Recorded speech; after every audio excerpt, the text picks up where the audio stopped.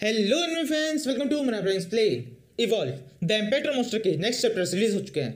इस एपिसोड में हम उन्हें एक्सप्लेन करने वाले हैं। एक्सप्लेनेशन शुरू करने से पहले मेरे को कल किसी ने कमेंट किया था कि मैं वीडियो के अंदर बहुत फास्ट बोलता हूँ, यानी मेरी स्पीड बहुत तेज है।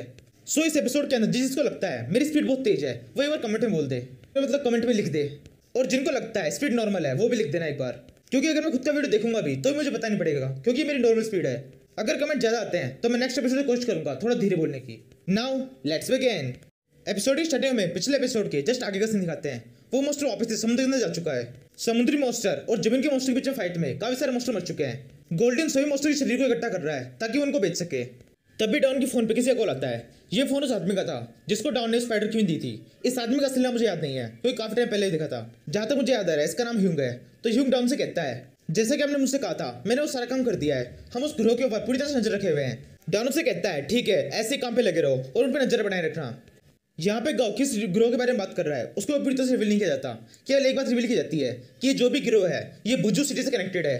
यहाँ से शिफ्ट होता है, गाँव वापस से यूजू सिटी पहुंच जाता है। गाँव अपनी लैब के अंदर है। गाँव के सामने फ्लोरा है। गाँव फ्लोरा से कहता है, अब मैं तुम्हें एक इंजेक्शन देने वाला हूँ, इससे तुम्हें थोड़ा सा दर्द होगा। ये कहते हो गाँव फ्लोरा को इंजेक्शन दिखाता है। फ्लोरा उस इंजेक्शन देखते बहुत डर जाती है। गाँव से कहता है, इसमें डरने वाली कोई बात नहीं है, केवल थोड़ा सा दर्द होगा, इसके बाद तुम पावरफुल हो जाओगी। ये कर गाँव फ्लोरा का इंजेक्शन लगाता है। जैसे ही गाँव फ्लोरा का इंजेक्शन लगाता है फ्लोरा बेहोश जाती है। गाँव फ्लोरा से कहता है, मुझे पता है तुम भी बहुत कमजोर हो, तो अभी थोड़ी देर के लिए यहाँ पर आराम करो, जैसे तुम उठोगी तुम काफी पावरफुल हो चुकी होगी। ये कर गाँव फ्लोरा को एक कांच की शीशी से रख देता है और उससे कहता है, यहाँ पर अच्छे से आराम करना, मैं भी थोड़ी देर में आता हूँ। ये कर गाँव वहां से ला जाता है। फिर गाँव बाहर एक मैदान पूछता है जहाँ पे गाँव के सारे मोस्टर्स है और गाँव के ग्रैंडपा भी खड़े हैं। गाँव वहां पहुंचकर अपने ग्रैंडपा से पूछता है, ठंडरगढ़ का क्या हुआ, क्या वो इवॉल्व हो गया। ग्रैंडपा कहता है, हाँ हो गया, तुम खुद देख लो। फिर गाँव ठंडरगढ़ देखने लगता है। ठंडरगढ़ को देखने पर गाँव की स्किल होती है जिसके ऊपर लिखा है, मोस्टर नेम थंडर स्नेल गोड, मोस्टर लेवल 49, मोस्टर ग्रेड लेजेंडरी। ये बढ़ गया। ठंडरगोड से कहता है, ठंडरगोड अब तुम काफी ताकतवर हो गए हो, तुम्हारी डिफेंस पावर काफी बढ़ गई है। तभी गाँव के ग्रैंडपा गाँव से कहते हैं, गाँव अब तुम आगे क्या करने वाले हो, अब तुम यहाँ से कहाँ जाओगे, क्या तुमने कुछ सोचा है। गाँव कहता है, हाँ कुछ सोच रखा है, मुझे याद है मैंने फ्लेमी से एक वादा किया था, मैं उससे बदला लेने में उसकी मदद करूंगा। अब टाइम आ गया है उसे पूरा करने का, मैं फ्लेमी के बर्थ प्लेस में जाना चाहता हूँ। गाँव के ग्रैंडपा कहते हैं, मुझे पता था तुम ऐसा ही कुछ कहोगे, मैंने पहले ही फ्लेमी की बर्थ प्लेस जानकारी निकाल ली है। फ्लेमी का बर्थ प्लेस जिगुन सिटी के अंदर है। फिर गाँव फ्लेमी से कहता है, फ्लेमी हम कल तुम्हारे बर्थ प्लेस में जाएंगे और वहां जाकर तुम्हारा बदला लेंगे, मैं कल अपना वादा पूरा करूंगा। गाँव की बात सुनकर फ्लेमी आसमान की तरफ देखने लगती है और ओके बोलकर अपनी माँ को याद करने लगती है। यहाँ से शिफ्ट होता है, हम देखते हैं गाँव एक ऑफिस के अंदर बैठा हुआ है।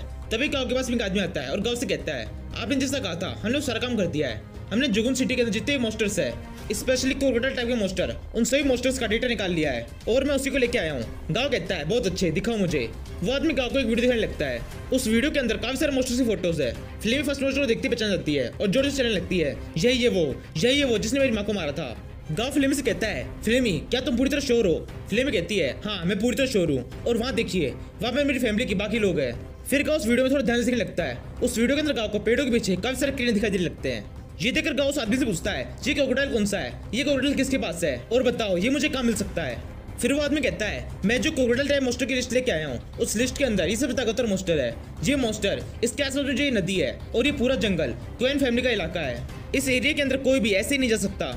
गाँव कहता है, क्या बेकार की बात कर रहे हो, जंगल कब से किसी फैमिली के इलाके होने लगे, जंगल और नदियाँ तो गवर्नमेंट के होते हैं। वो आदमी कहता है, मैंने आपसे कहा इस जंगल के अंदर क्वेन फैमिली का इलाका है, ये केवल कहने की बात है, मेरे कहने का मतलब ये था इस पूरे एरिया के अंदर क्वेन फैमिली का राज चलता है, जैसे कि यूजू सिटी और उसके सारे जंगलों के अंदर आपके ग्रैंडपा का राज है। ये सुनकर गाँव थोड़ा चिढ़ जाता है और उससे कहता है, नहीं ऐसा कुछ भी नहीं है, इस शहर में हमारा राज नहीं है, इस शहर के अंदर हमारी इज्जत है और गवर्नमेंट से जान पहचान है, इसे तुम इस तरह से गलत वे में मत लेके जाओ। ये सुनकर वो आदमी गाँव से माफी लगता है। गाँव कहता है, चलो कोई बात नहीं, अब मुझे इस क्वेन फैमिली के बारे में और कुछ बताओ। वो आदमी कहता है, क्वेन फैमिली जिगुन सिटी के सबसे ताकतवर लोगों में से एक है। पूरे जिगुन सिटी के अंदर 12 लो टियर के मोस्टर ट्रेनर है, जिसमें से 3 गवर्नमेंट के पास और 2 मिलिट्री के पास है। 5 लो टियर के मोस्टर ट्रेनर जिगुन सिटी की 4 फैमिली से बटे हुए हैं, जो है जुएन, क्वेन, सन एंड ली। इनमें से 3 फैमिलीज के पास एक लो टियर का मोस्टर ट्रेनर है, लेकिन एक फैमिली क्वेन फैमिली के पास 2 लो टियर के मोस्टर ट्रेनर्स है। इन 2 लो टियर के मोस्टर ट्रेनर के साथ में क्वेन फैमिली जुगुन सिटी की सबसे ताकतवर फैमिली बन जाती है। बाकी के आखिरी बच्चे 2 लो टियर के मोस्टर ट्रेनर बिल्कुल नॉर्मल लोग हैं, वो किसी फैमिली से बिलोंग नहीं करते। और अभी जैसा कि मैंने कहा, क्वेन फैमिली सबसे ताकतवर फैमिली है जगुन सिटी की, इसलिए जगुन सिटी गवर्नमेंट भी उनकी बात मानती है। गाँव कहता है, मुझे अब इस क्रोकोडाइल के बारे में बताओ, ये क्रोकोडाइल किस ट्रेनर का है।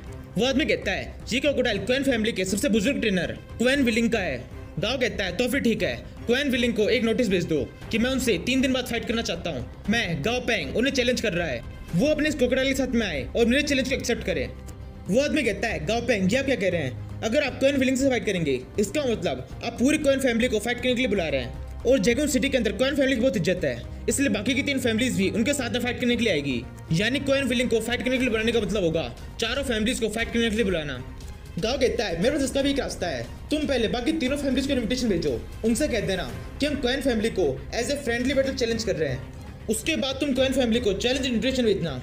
जब वो अपनी मर्जी से हमसे फाइट करने के लिए आएंगे और बाकी तीनों फैमिलीज उन्हें हारती हुई देखेगी, तब मुझे नहीं लगता वो हमसे फाइट करना चाहेंगे, क्योंकि वो एक फ्रेंडली बैटल होगी तो उनमें से कोई भी हमसे वॉर करना नहीं चाहेगा। वो आदमी कहता है हाँ ये ठीक रहेगा, हम ऐसा कर सकते हैं। फिर वो आदमी उन चारों फैमिलीज में इनविटेशन भेज देता है। क्वेन फैमिली में एक लड़की इनविटेशन लेके आती है और उनको सब कुछ बताती है।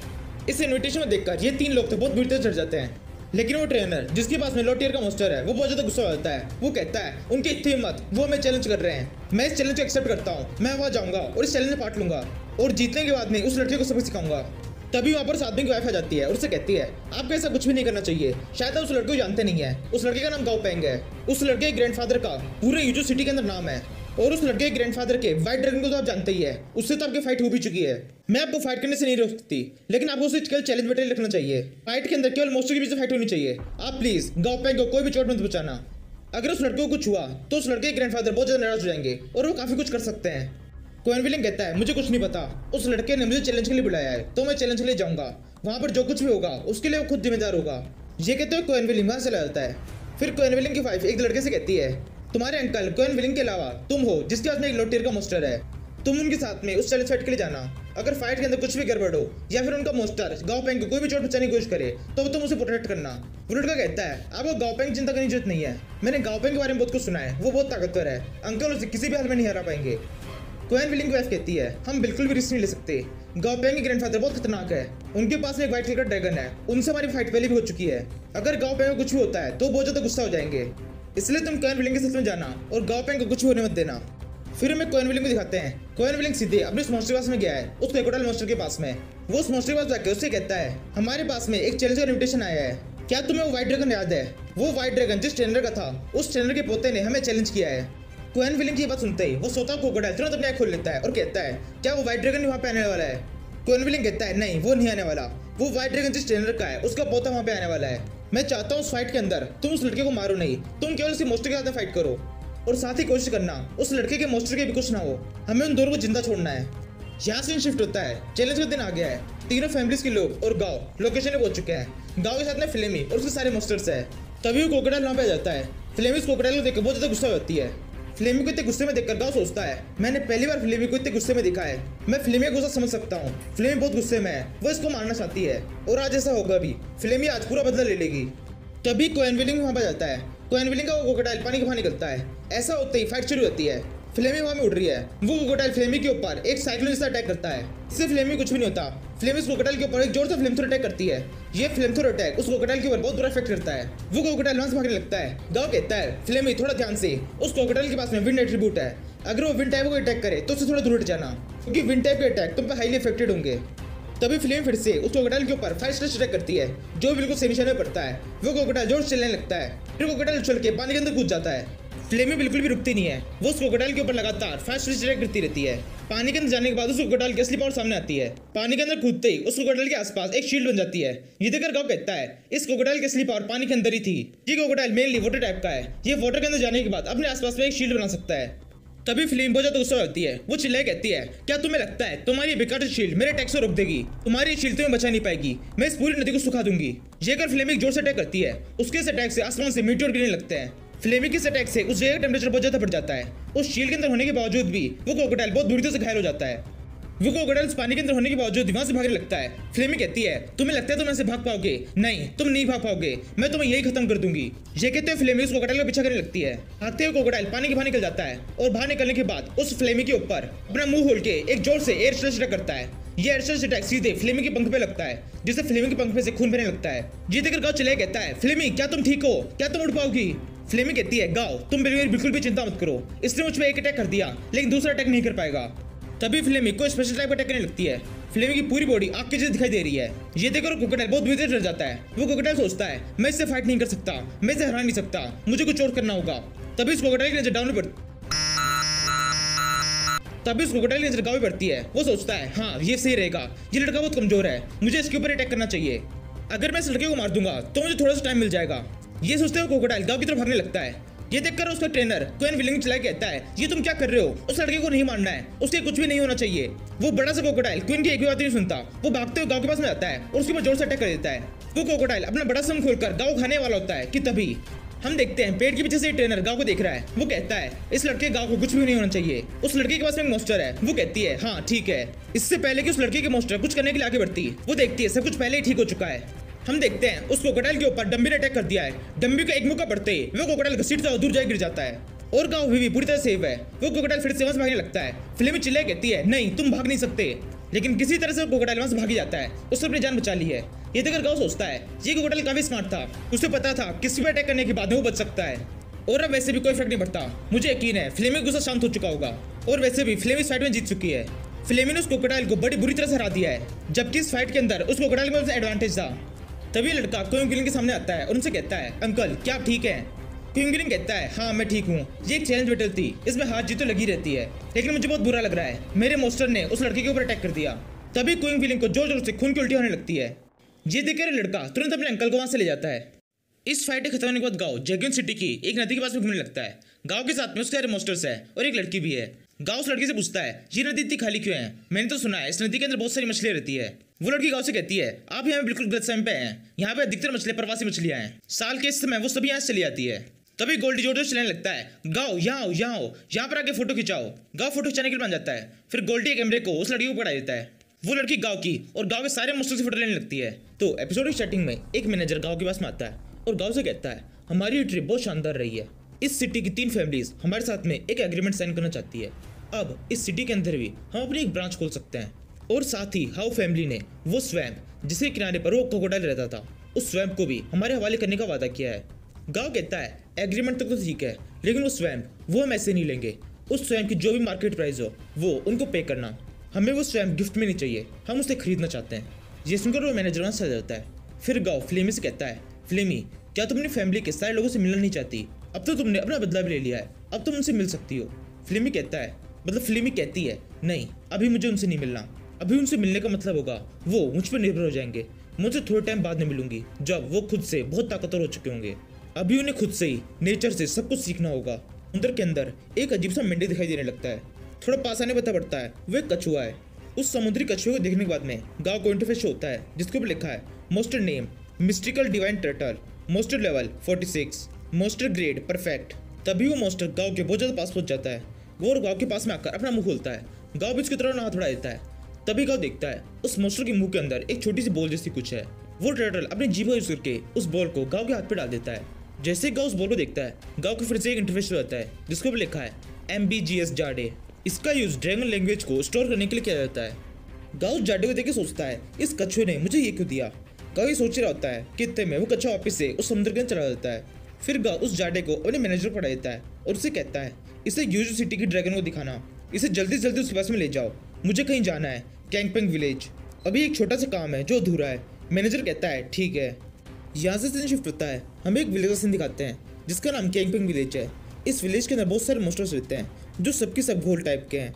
इस विलेज में ज़्यादा लोग रहना पसंद नहीं करते क्योंकि वो मॉन्स्टर्स कभी कभी उन लोगों के ऊपर अटैक कर देते हैं, लेकिन अक्सर यहाँ पर काफ़ी सारी रेयर चीज़ें मिल जाती है, इसलिए लोग उन चीज़ों की खोज में यहाँ पर आते रहते हैं। ऐसे कुछ लोग इस जगह पर उन चीज़ों की खोज में आए हैं। उन सभी को ये बंदा लीड कर रहा है। ये कहता है लगता है हम कैंगपेंग विलेज की सीमा में पहुंच चुके हैं। ये सुनकर उसकी साथी लड़की कहती है हाँ आप बिल्कुल सही कह रहे हैं, हमें पता चला है कैंगपेंग विलेज के अंदर बहुत सारे घोल मॉन्स्टर्स रहते हैं, हमारे पास में घोल डस्ट है, उसे अपनी बॉडी के ऊपर लगा लो, उसके बाद में वो हम पर अटैक नहीं करेंगे। ये कहते हुए लड़की अपने बैग के अंदर से एक छोटा सा डब्बा सा कुछ निकालती है और उसे अपने लीडर की तरफ बढ़ा देती है। लीडर उसे लगाने से मना करने लगता है। तभी लड़की कहती है बच्चों की जैसे नाटक मत करो और इसे लगा लो, और ध्यान रखना इसका असर केवल 4 घंटे के लिए रहता है, और इसे अपने साथ साथ में अपने मॉन्स्टर्स के ऊपर भी लगा लेना। ये सुनकर लीडर मान जाता है और सबके सब उस गोस्ट डस्ट को अपनी बॉडी के ऊपर लगाने लगते हैं। उस गोल्ड डस्ट को अपनी पूरी बॉडी पे लगाने के बाद में इस लड़की को वहाँ पर एक रेड कलर की घास दिखाई देती है। ये उसे देख कहती है मुझे यहाँ पर दिख गई जिस चीज़ के लिए हम यहाँ पर आए थे। ये है ब्लड स्वॉर्ड ग्रास। इस एक ग्रास की केवल 10 क्रेडिट्स है। अगर हम यहाँ पर ऐसी बहुत सारी ढूंढ लें तो हम अमीर हो सकते हैं और इन्हें ढूंढना ज़्यादा मुश्किल नहीं है। ये बड़ी आसानी से इस जगह पे मिल जाती है। फिर वो लड़की उस ग्रास को तोड़ने के लिए नीचे बैठ जाती है और बाकी दोनों इधर उधर नजर रखने लगते हैं। लीडर कहता है ये जगह कुछ ज़्यादा ही खतरनाक नहीं लग रही। पहली लड़की कहती है हाँ मुझे भी ऐसा लग रहा है। दूसरी लड़की कहती है नहीं ऐसा कुछ भी नहीं है। यहाँ आसपास में देखो जहाँ पर कितनी सारी रेयर चीज़ें हैं। केवल तुम सब हमारे गोल पे ध्यान दो। अगर हम इन्हें लेके चले गए तो हम अमीर हो जाएंगे। और पता है खास बात क्या है, इन चीज़ों को ढूंढना ज़्यादा मुश्किल नहीं है और हमारे अलावा कोई भी नहीं है जो इन्हें इकट्ठा करने के लिए आया हो। ये सारी रेयर चीज़ें हमारी आंखों के सामने है, बस हमें इन्हें लेके जाना है। पहली लड़की कहती है तुम्हें क्या लगता है इसका क्या कारण है? यहाँ पर हमारे अलावा कोई भी नहीं है जबकि यहाँ पर इतनी सारी रेयर चीज़ें हैं। लीडर कहता है मैंने कहीं से सुना था कि 2 टीमें यहाँ पर आई थी और यहाँ से उन्होंने रेयर चीज़ें इकट्ठा करने की कोशिश की थी। पहली लड़की बोलती है फिर उनको क्या हुआ? लीडर कहता है पता नहीं। दूसरी लड़की कहती है पता नहीं मतलब क्या होता है? लीडर कहता है मुझे सच में नहीं पता उनके साथ में क्या हुआ, लेकिन इसमें घबराने वाली कोई बात नहीं है। मैंने ठीक से उनके बारे में जानकारी निकालने की कोशिश की नहीं थी। इसी समय लीडर के पैर के पास से एक अजीब सा हाथ बाहर निकलने लगता है। लीडर से देख वो डर जाता है। इसी समय लीडर का मॉन्स्टर वहाँ पर जाता है और उस हाथ के ऊपर एक जोर से मुक्का मार देता है। ये देखकर ये लड़की कहती है केयरफुल रहो, उस घोल पाउडर की वजह से हम पूरी तरह सिक्योर नहीं है। वो मॉन्स्टर अभी भी हम पर चाहे तो अटैक कर सकते हैं, इसलिए इधर उधर ध्यान देते रहो कहीं से भी कोई मॉन्स्टर तुम पर अटैक ना करे। तभी उन्हें वहाँ पर कुछ डरावनी सी आवाज सुनाई देने लगती है, घर जाओ घर जाओ। इसी समय उनके सामने बहुत सारे सिपाही आ जाते हैं जिनकी संख्या सैकड़ों में। उन्हें देखकर लीडर कहता है ये तो सिपाही है, गोल सोल्जर्स की पूरी सेना है। इनके रहते इस मिशन को ठीक से कंप्लीट करना आसान नहीं होगा। लड़की कहती है चिंता मत करो, हमारे ऊपर अभी भी गोल पाउडर का असर है, ये हमारे ऊपर अटैक नहीं करेंगे, लेकिन फिर भी हमें थोड़ा सावधान रहना चाहिए। चलो इस विलेज सेंटर में चलते हैं, वहाँ पर हमें काफ़ी सारी अच्छी चीज़ें मिल सकती है। जहाँ की अधिकतर चीज़ों को हमने इकट्ठा कर लिया है। अब अंदर की तरफ चलते हैं। ये सुनकर वो तीनों के तीनों बंदे उस विलेज सेंटर की तरफ चलने लगते हैं। जैसे जैसे वो आगे बढ़ते जा रहे हैं वहाँ पर ठंड भी बढ़ती जा रही है। लीडर कहता है यहाँ पर तो बहुत ज़्यादा ठंड है। एक लड़की कहती है बदलाव के बाद में यहाँ के मॉन्स्टर्स ज़्यादा ताकतवर थे, इसलिए इंसान इस जगह को छोड़ के चले गए। तभी एक लड़की को दूर कहीं पर कुछ लटकते मक्के जैसे कुछ दिखाई देने लगते हैं। ये देखो लड़की कहती है ऐसा कैसे हो सकता है? वहाँ पर देखो, वहाँ पर मक्का है। आमतौर पर मक्का इस तरह से उगते नहीं है, उसे वहाँ पर किसी ने टाका है, यानी कि इसका मतलब हो सकता है यहाँ पर कोई हो। तभी वहाँ पर एक आदमी दिखाई देता है जिसके पास में एक मॉन्स्टर है। उस आदमी को देखकर तीनों तीनों बहुत ज़्यादा डर जाते हैं। वो कहते हैं तुम कौन हो? वो आदमी कहता है मुझे यहाँ पर जनरल ने भेजा है, जनरल आपसे मिलना चाहते हैं। लड़की कहती है कौन जनरल? तुम किस जनरल की बात कर रहे हो? वो आदमी कहता है जनरल हाउ, मुझे यहाँ पर जनरल हाउ ने भेजा है। ये सुनकर लड़की कहती है हाँ मैं उसे जानती हूँ, जनरल हाउ, ये नाम मेरा सुना हुआ है। वो आदमी, मेरा मतलब वो जनरल कैकबैंग सिटी के अंदर ही रहता था। ये सुनकर लीडर कहता है चलो ठीक है फिर चलते हैं, इनके पीछे चलते हैं। तुम इन्हें जानती हो, तुम इनके जनरल को जानती हो, यानी कि हम इनके ऊपर भरोसा रख सकते हैं। चलो इनके पीछे चलें। फिर वो तीनों के तीनों उस आदमी के पीछे भी चलने लगते हैं। वो आदमी उन्हें एक घर के पास में लेके आता है जिसके बाहर 2 घोड़ सोल्जर खड़े होते हैं। वो आदमी वहाँ पे पहुँच के उन तीनों से कहता है लो हम पहुँच गए, वो यहीं पर है। तभी सोल्जर उन तीनों के लिए गेट खोलते हैं। वो तीनों उस घर के अंदर आ जाते हैं। वो देखते हैं वहाँ पर काफ़ी सारे गोल सोल्जर्स है और एक कुर्सी है जिसके ऊपर एक आदमी बैठा हुआ है। लड़की कहती है मेरा नाम लिन सियांग है। जनरल हाउ आप कैसे हैं? ये सुनकर वो कुर्सी पर बैठा हुआ अजीब सा आदमी जोर से हंसने लगता है और फिर कहता है जनरल हाउ, तुम्हें लगता है मैं जनरल हाउ हूँ, इसको मैं एक इंसल्ट की तरह लूंगा। ये सुनकर वो सारे सोल्जर अपने हथियार आगे की तरफ करके उन तीनों पर अटैक करने के लिए बढ़ने लगते हैं। लिन सियांग कहती है प्लीज रुक जाइए, आप अपने सोल्जर्स को रोक लीजिए, हम किसी भी तरह से आपकी इंसल्ट करना नहीं चाहते थे। तभी वो कुर्सी पर बैठा हुआ आदमी उन तीनों के उन मॉन्स्टर्स को देख कहता है तुम यहाँ पर आए हुए सबसे ताकतवर ग्रुप में से एक हो। पिछले कई महीनों से कई सारे ग्रुप्स ने यहाँ पर आया, लेकिन तुम्हारे मॉन्स्टर उन समय सबसे ताकतवर है। और मुझे ये भी पता है तुम यहाँ पर यहाँ की स्पेशल और रेयर चीज़ों के लिए आए हो। मैं तुम तीनों को माफ़ कर सकता हूँ और तुम्हें उन्हें ले जाने के लिए भी अनुमति देता हूँ, लेकिन इसकी एक शर्त है, तुम्हें उन चीज़ों की कीमत की चीज़ मुझे देनी होगी। ये सुनकर लिन सियांग कहती है मुझे नहीं लगता इनको पैसे चाहिए होंगे, लेकिन फिर भी एक बार कोशिश करके देखते हैं। ये सोचकर लिन सियांग उस आदमी से कहती है हम साउदर्न स्काई ग्रुप से बिलोंग करते हैं, बताइए आपको क्या चाहिए? हम जरूर से आपके नीड को फुलफिल कर पाएंगे, हम पूरी कोशिश करेंगे जो आपको चाहिए वो हम आपको दे सकें। कुर्सी पर बैठा आदमी कहता है मैं अपनी मांग रखूं इससे पहले तुम बताओ तुम्हें क्या चाहिए, उसके हिसाब से मैं अपनी चीज़ मांगूंगा। लिन कहती है हमें केवल 2 चीज़ चाहिए, यहाँ के जनरल की हड्डी और हार्ट ऑफ डार्कनेस। जिस सुनकर वो आदमी कहता है तुम्हें एक हड्डी चाहिए, एक जनरल की हड्डी, यानी कि मेरी एक बोन, ठीक है तुम्हें मिल जाएगी, लेकिन केवल एक ही दूंगा। और तुमने दूसरी चीज़ क्या मांगी? हार्ट ऑफ डार्कनेस, इसे तो मैंने कभी सुना ही नहीं, ये क्या होता है? लिन थोड़ा सा आक्रामक होते हुए कहती है हार्ट ऑफ डार्कनेस, इसका मतलब है तुम्हारा हार्ट, ये कहते हुए लिन अपने मोस्टर से कुछ इशारा करती है। उसके साथ करते ही लिन का मोस्टर उस आदमी के ऊपर जोर से अटैक कर देता है। ये अटैक बढ़ते ही वो आदमी अपनी कुर्सी समेत उछलकर एक दीवार में टकरा जाता है। लेकिन इस अटैक से उस लड़की के मोस्टर की भी हालत बहुत ज्यादा खराब हो चुकी है। उस लड़की के मोस्टर ने अपने एक पंजे का यूज करके उस आदमी के ऊपर अटैक किया होता है। उस पंजे के ऊपर एक क्रैक पड़ गया है। ये देखकर लीडर लिन से कहता है, तुम्हारा अटैक काफी ज्यादा अच्छा था, लेकिन इसका बहुत बड़ा नुकसान भी झेलना पड़ेगा। अब तुम्हारा मोस्टर कम से कम 1 महीने के लिए अपने इस हाथ को यूज नहीं कर पाएगा। इसी समय वो सारे घोल मोस्टर उन तीनों घेर लेते हैं। लड़की कहती है, इन घोल मोस्टर्स ने हमें घेर लिया है। ये देखकर लिन कहती है, जल्दी अभी हमें उन पर अटैक करना होगा। इससे पहले कि वो पूरी तरह से इकट्ठा हो जाए और अटैक के लिए तैयार हो जाए, हमें पहले उन पर अटैक कर देना चाहिए। Holy deer attack. उस डियर के इस अटैक से वहाँ बहुत ज्यादा लाइट छा जाती है। वो सारे मोस्टर से बहुत ज्यादा चौक जाते हैं और जो भी मोस्टर उस लाइट के अंदर आते हैं उनकी बॉडी धीरे धीरे नष्ट होने लगती है। इसलिए वो सारे मोस्टर उस लाइट से थोड़ा दूर उठ जाते हैं। ये देखकर लिन कहती है, लगता है हमारा काम हो रहा है, ये मोस्टर चौक गए हैं, लेकिन ये काफी लंबे टाइम तक नहीं चलेगा। तभी वो दूसरी लड़की कहती है, अभी काम पूरी तरह से खत्म नहीं हुआ है, देखने से लग रहा है वो जनरल अभी तक जिंदा है। वो यहाँ की जी एनर्जी को अब्जॉर्ब करने की कोशिश कर रहा है। अगर उसने इस ऑब्जर्वेशन को पूरा कर लिया तो वापस से ठीक हो जाएगा। हमें उसके ऊपर अभी अटैक करना होगा और उसे मारना होगा। उसके बाद में इन सभी सिपाहियों को मारना भी आसान हो जाएगा। कंगारू, उसके ऊपर अटैक करो। उसकी लड़की के इतना कहते ही उस लड़की का कंगारू जोर से हवा में चलता है और उस जगह के ऊपर जिस जगह पर जनरल होता है उस पर अपनी पेड़ से एक जोरदार अटैक कर देता है। इससे पहले कि वो कंगारू उस जनरल के ऊपर नीचे कूद पाता, वहां पर एक उड़ती हुई तलवार आ जाती है और उस कंगारू को हाथ में काटते हुए सीधे उस जगह पे चल जाती है जहाँ पर वो जनरल होता है। हम देखते हैं वो तलवार उस जनरल के हाथ में आ गई है। वो जनरल पूरी तरह से रिकवर हो चुका है। तभी वो जनरल अपनी तलवार को सामने की तरफ करता है। उसके साथ करते ही उस तलवार के अंदर से एक अजीब डार्क टाइप की एनर्जी बाहर निकलती है और सीधे जाके उस कंगारू को टकराती है। फिर वो जनरल कहता है, तुम सबकी हिम्मत कैसे हुई, तुम सबकी सब चोर हो। फिर वो जनरल अपने सारे सिपाहियों से कहता है, सिपाहियों इनके ऊपर अटैक करो, इन सभी को खत्म कर दो। ये देखकर तीनों बहुत ज्यादा डर जाते हैं। लीडर कहता है, जल्दी यहाँ से निकलो। इस जनरल के अटैक कारण यहाँ पे ब्लड क्लाउड बनना शुरू हो गए हैं। अगर इन ब्लड क्लाउड के अंदर निकल के मरना नहीं चाहते तो हमें जल्दी से जल्दी यहाँ से निकलना होगा। ये सुनकर तीनों के तीनों वहां से भागने लगते हैं।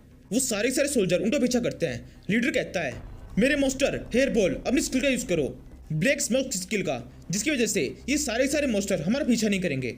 लीडर के इतना कहते ही उस लीडर की एक मोस्टर होती है जो दिखने में खैरबुल जैसी होती है।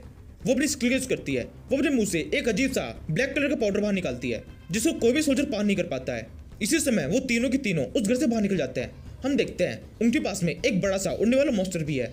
वो तीनों के तीनों उन मोस्टर के ऊपर चढ़ जाते हैं और उड़ते हुए वहां से भागने लगते हैं। इसी समय वहां के हालात फिर से बदलने लगते हैं। वहां पे अजीब सी बिजली चमकने लगती है जिनसे वो ब्लड क्लाउड धीरे धीरे गायब होने लगते हैं। ये देखकर उस पंछी की ओर बैठी हुई लड़कियां कहती है, आसमान फिर से बदल रहा है, यहाँ पे अजीब सी बिजली छा रही है जिसकी वजह से ये आसमान सही हो रहा है।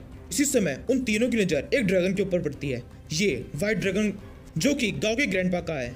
इसे देखकर तीनों बहुत ज्यादा खुश जाते हैं। वो कहते हैं, चेयरमैन यहाँ पर आ चुके हैं, अब हम बच जाएंगे, अब हमारा कोई भी कुछ भी नहीं बिगाड़ सकता। तभी वो ड्रैगन एक स्पेशल ड्रैगन अटैक यूज करने लगता है जिससे वहाँ पे टोर्नेडो से बन जाता है और सीधे उस जनरल की तरफ जाने लगता है। जनरल उस टोर्नेडो देख के कहता है, इससे मेरा कुछ भी नहीं होगा, मैं एक ही स्ट्राइक में इस पूरे टोर्नेडो को नष्ट कर दूंगा। ये कहते हुए जनरल अपनी तलवार को जोर से घुमाता है। उसके साथ करते ही उस तलवार के अंदर से एक स्पार्क वेव बाहर निकलती है और सीधे जाके उस टोर्नेडो को टकराती है। लेकिन इससे उस टोर्नेडो में कुछ भी नहीं होता। उस टोर्नेडो को जो करना होता है वो कर जाता है। वो टोर्नेडो सीधे उस जनरल की तरफ बढ़ता है और उसे हवा में पकड़कर उछाल के दूर फेंक देता है। फिर गांव के ग्रैंडपा उस ड्रैगन के ऊपर से नीचे उतरते हैं और फिर उस जनरल से कहते हैं, मुझे इससे कोई भी फर्क नहीं पड़ता कि तुम कौन हो, तुम्हारा नाम हाउ है या कुछ और, लेकिन तुमने हमारे रास्ते में आके एक बहुत बड़ी गलती कर दी है। वो जनरल कहता है, तुम हो कौन? इसी समय गांव के ग्रैंडपा का वो व्हाइट ड्रैगन उस जनरल के ऊपर अटैक करने के लिए अपने हाथ को आगे बढ़ाता है। गांव के ग्रैंडपा कहता है, नहीं रुक जाओ, आराम से, हमें इसे मारना नहीं है। यहाँ से सीन शिफ्ट हो जाता है। गांव के ग्रैंडपा उस जनरल को उठाकर अपने साथ में ले आते हैं और सीधे गांव के सामने पटक देते हैं। फिर वो गांव से कहते हैं, मुझे नहीं पता तुम्हें इस जनरल को क्या करना है और इस जनरल के हार्ट ऑफ डार्कनेस से तुम करोगे क्या, लेकिन तुमने इसे मंगाया था तो मैं इसे लेके आ गया हूँ। अब तुम देख लो इससे कैसे क्या करना है। अपने ग्रैंडपा की बातें सुनने के बाद गांव सोचने लगता है, अभी भी मुझे वैसे काफी सारी चीजें चाहिए, लेकिन उन सब के लिए अपनी जान को खतरे में डालने की जरूरत नहीं पड़ेगी, वो सब मुझे डायरेक्टली मिल जाएगी। ये सब कुछ मैं डम्बी को और भी ज्यादा ताकतवर करने के लिए कर रहा हूँ। डम्बी इसके बाद में लेजेंडरी ग्रेड में प्रमोट हो जाएगा। यहाँ से शिफ्ट होता है, हमें एक लिफ्ट का सीन दिखाते हैं। गांव वहाँ पर एक ऑफिसर साथ में आया है। उस जगह पर काफी ज्यादा अंधेरा है। ऑफिसर गांव से कहता है, ये लिफ्ट बहुत ज्यादा खतरनाक हो गई है, इस लिफ्ट के अंदर जो कोई भी जा रहा है वो मर जा रहा है। ये कोई नॉर्मल लिफ्ट नहीं है, ये एक पूरा की पूरा हॉल है। इसके अंदर हमें पता चला है बहुत सारे मॉन्स्टर्स है जिन्हें कभी भी देखा नहीं गया। इसका मतलब हमने निकाला है कि यहाँ पर एक लिफ्ट ओपन हो गई है जिसकी वजह से दूसरे वर्ल्ड के मॉन्स्टर यहाँ पर आ रहे हैं। हमने इन मॉन्स्टर्स को ब्लैक फ्रॉग नाम दिया है जिनके ऊपर नॉर्मल वेपन्स काम नहीं कर रहे, उनसे फाइट करना हमारे लिए काफी ज्यादा मुश्किल हो गया है। गांव तुरंत गोल्डी को वहां बुला लेता है और फिर गोल्डी से कहता है, गोल्डी अंदर काफी सावधान रहना, हो सकता है अंदर कोई लो टियर का मॉन्स्टर हो, अगर तुम्हें वो मिले तो उसे तुरंत खत्म कर देना, अब अंदर जाओ। ये सुनते ही गोल्डी उस लिफ्ट के अंदर चल जाता है। ऑफिसर चलाई गोल्डी से कहता है, अंदर सावधान रहना, कोई भी मॉन्स्टर तुम पर कहीं से भी अटैक कर सकता है, तुम्हें वो दिखाई नहीं देंगे। गांव कहता है, गोल्डी की चिंता मत करो, उसे सब कुछ पता है, अंदर का कोई भी मॉन्स्टर उसे हमें टिक नहीं सकता। और फिर ऐसा होता भी है, गोल्डी उस पूरी लिफ्ट के अंदर घूमने लगता है। वहाँ पे एक बहुत बड़ा होल है और उस होल के अंदर बहुत सारे मॉन्स्टर्स हैं। गोल्डी घूम घूम के उन सभी मॉन्स्टर्स को मार देता है। उन सभी को मारने के बाद में गोल्डी बाहर आता है और फिर गांव से कहता है, गांव मैंने उन सभी को बड़े प्रेम से खत्म कर दिया है, अंदर ये केवल 4 पैर वाली अजीब सी मछलियाँ थी, क्या हम इन्हें बेच सकते हैं? अभी हम देखते हैं जब तक गोल्डी अंदर के सारे मॉन्स्टर्स खत्म करके आता है, बाहर भी काफी सारे मॉन्स्टर्स आ जाते हैं और ये सारे अच्छे मॉन्स्टर्स हैं जो कि ऑफिसर्स ने बैकअप के रूप में मंगाए हैं। गाउन सभी ऑफिसर से कहता है, आप में से कोई भी अंदर नहीं आएगा, पहले हम अंदर जा रहे हैं, हम पहले अंदर जाके सिचुएशन को ठीक करेंगे, उसके बाद में आपको अंदर बुलाएंगे और अगर जरूरत होगी तो हम खुद ही खत्म कर देंगे पूरा काम। ये अगर गाँव और उसके सारे मॉन्स्टर्स अंदर जाते हैं।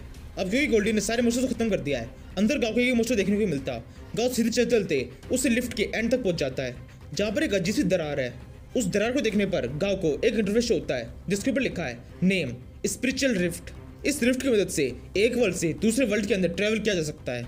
गाँव इस रिफ्ट को देख कहता है, अगर हम इस रिफ्ट को एक आइटम की तरह माने तो मैं इस रिफ्ट को एक गेट की तरह यूज कर सकता हूँ। मैं इसके एक सिरे को एक जगह पर लगा दूंगा और दूसरे सिरे को दूसरी जगह पर, इससे मेरा ट्रेवल काफी आसान हो जाएगा। इसी समय उस रिफ्ट के अंदर कुछ हलचल सी होने लगती है।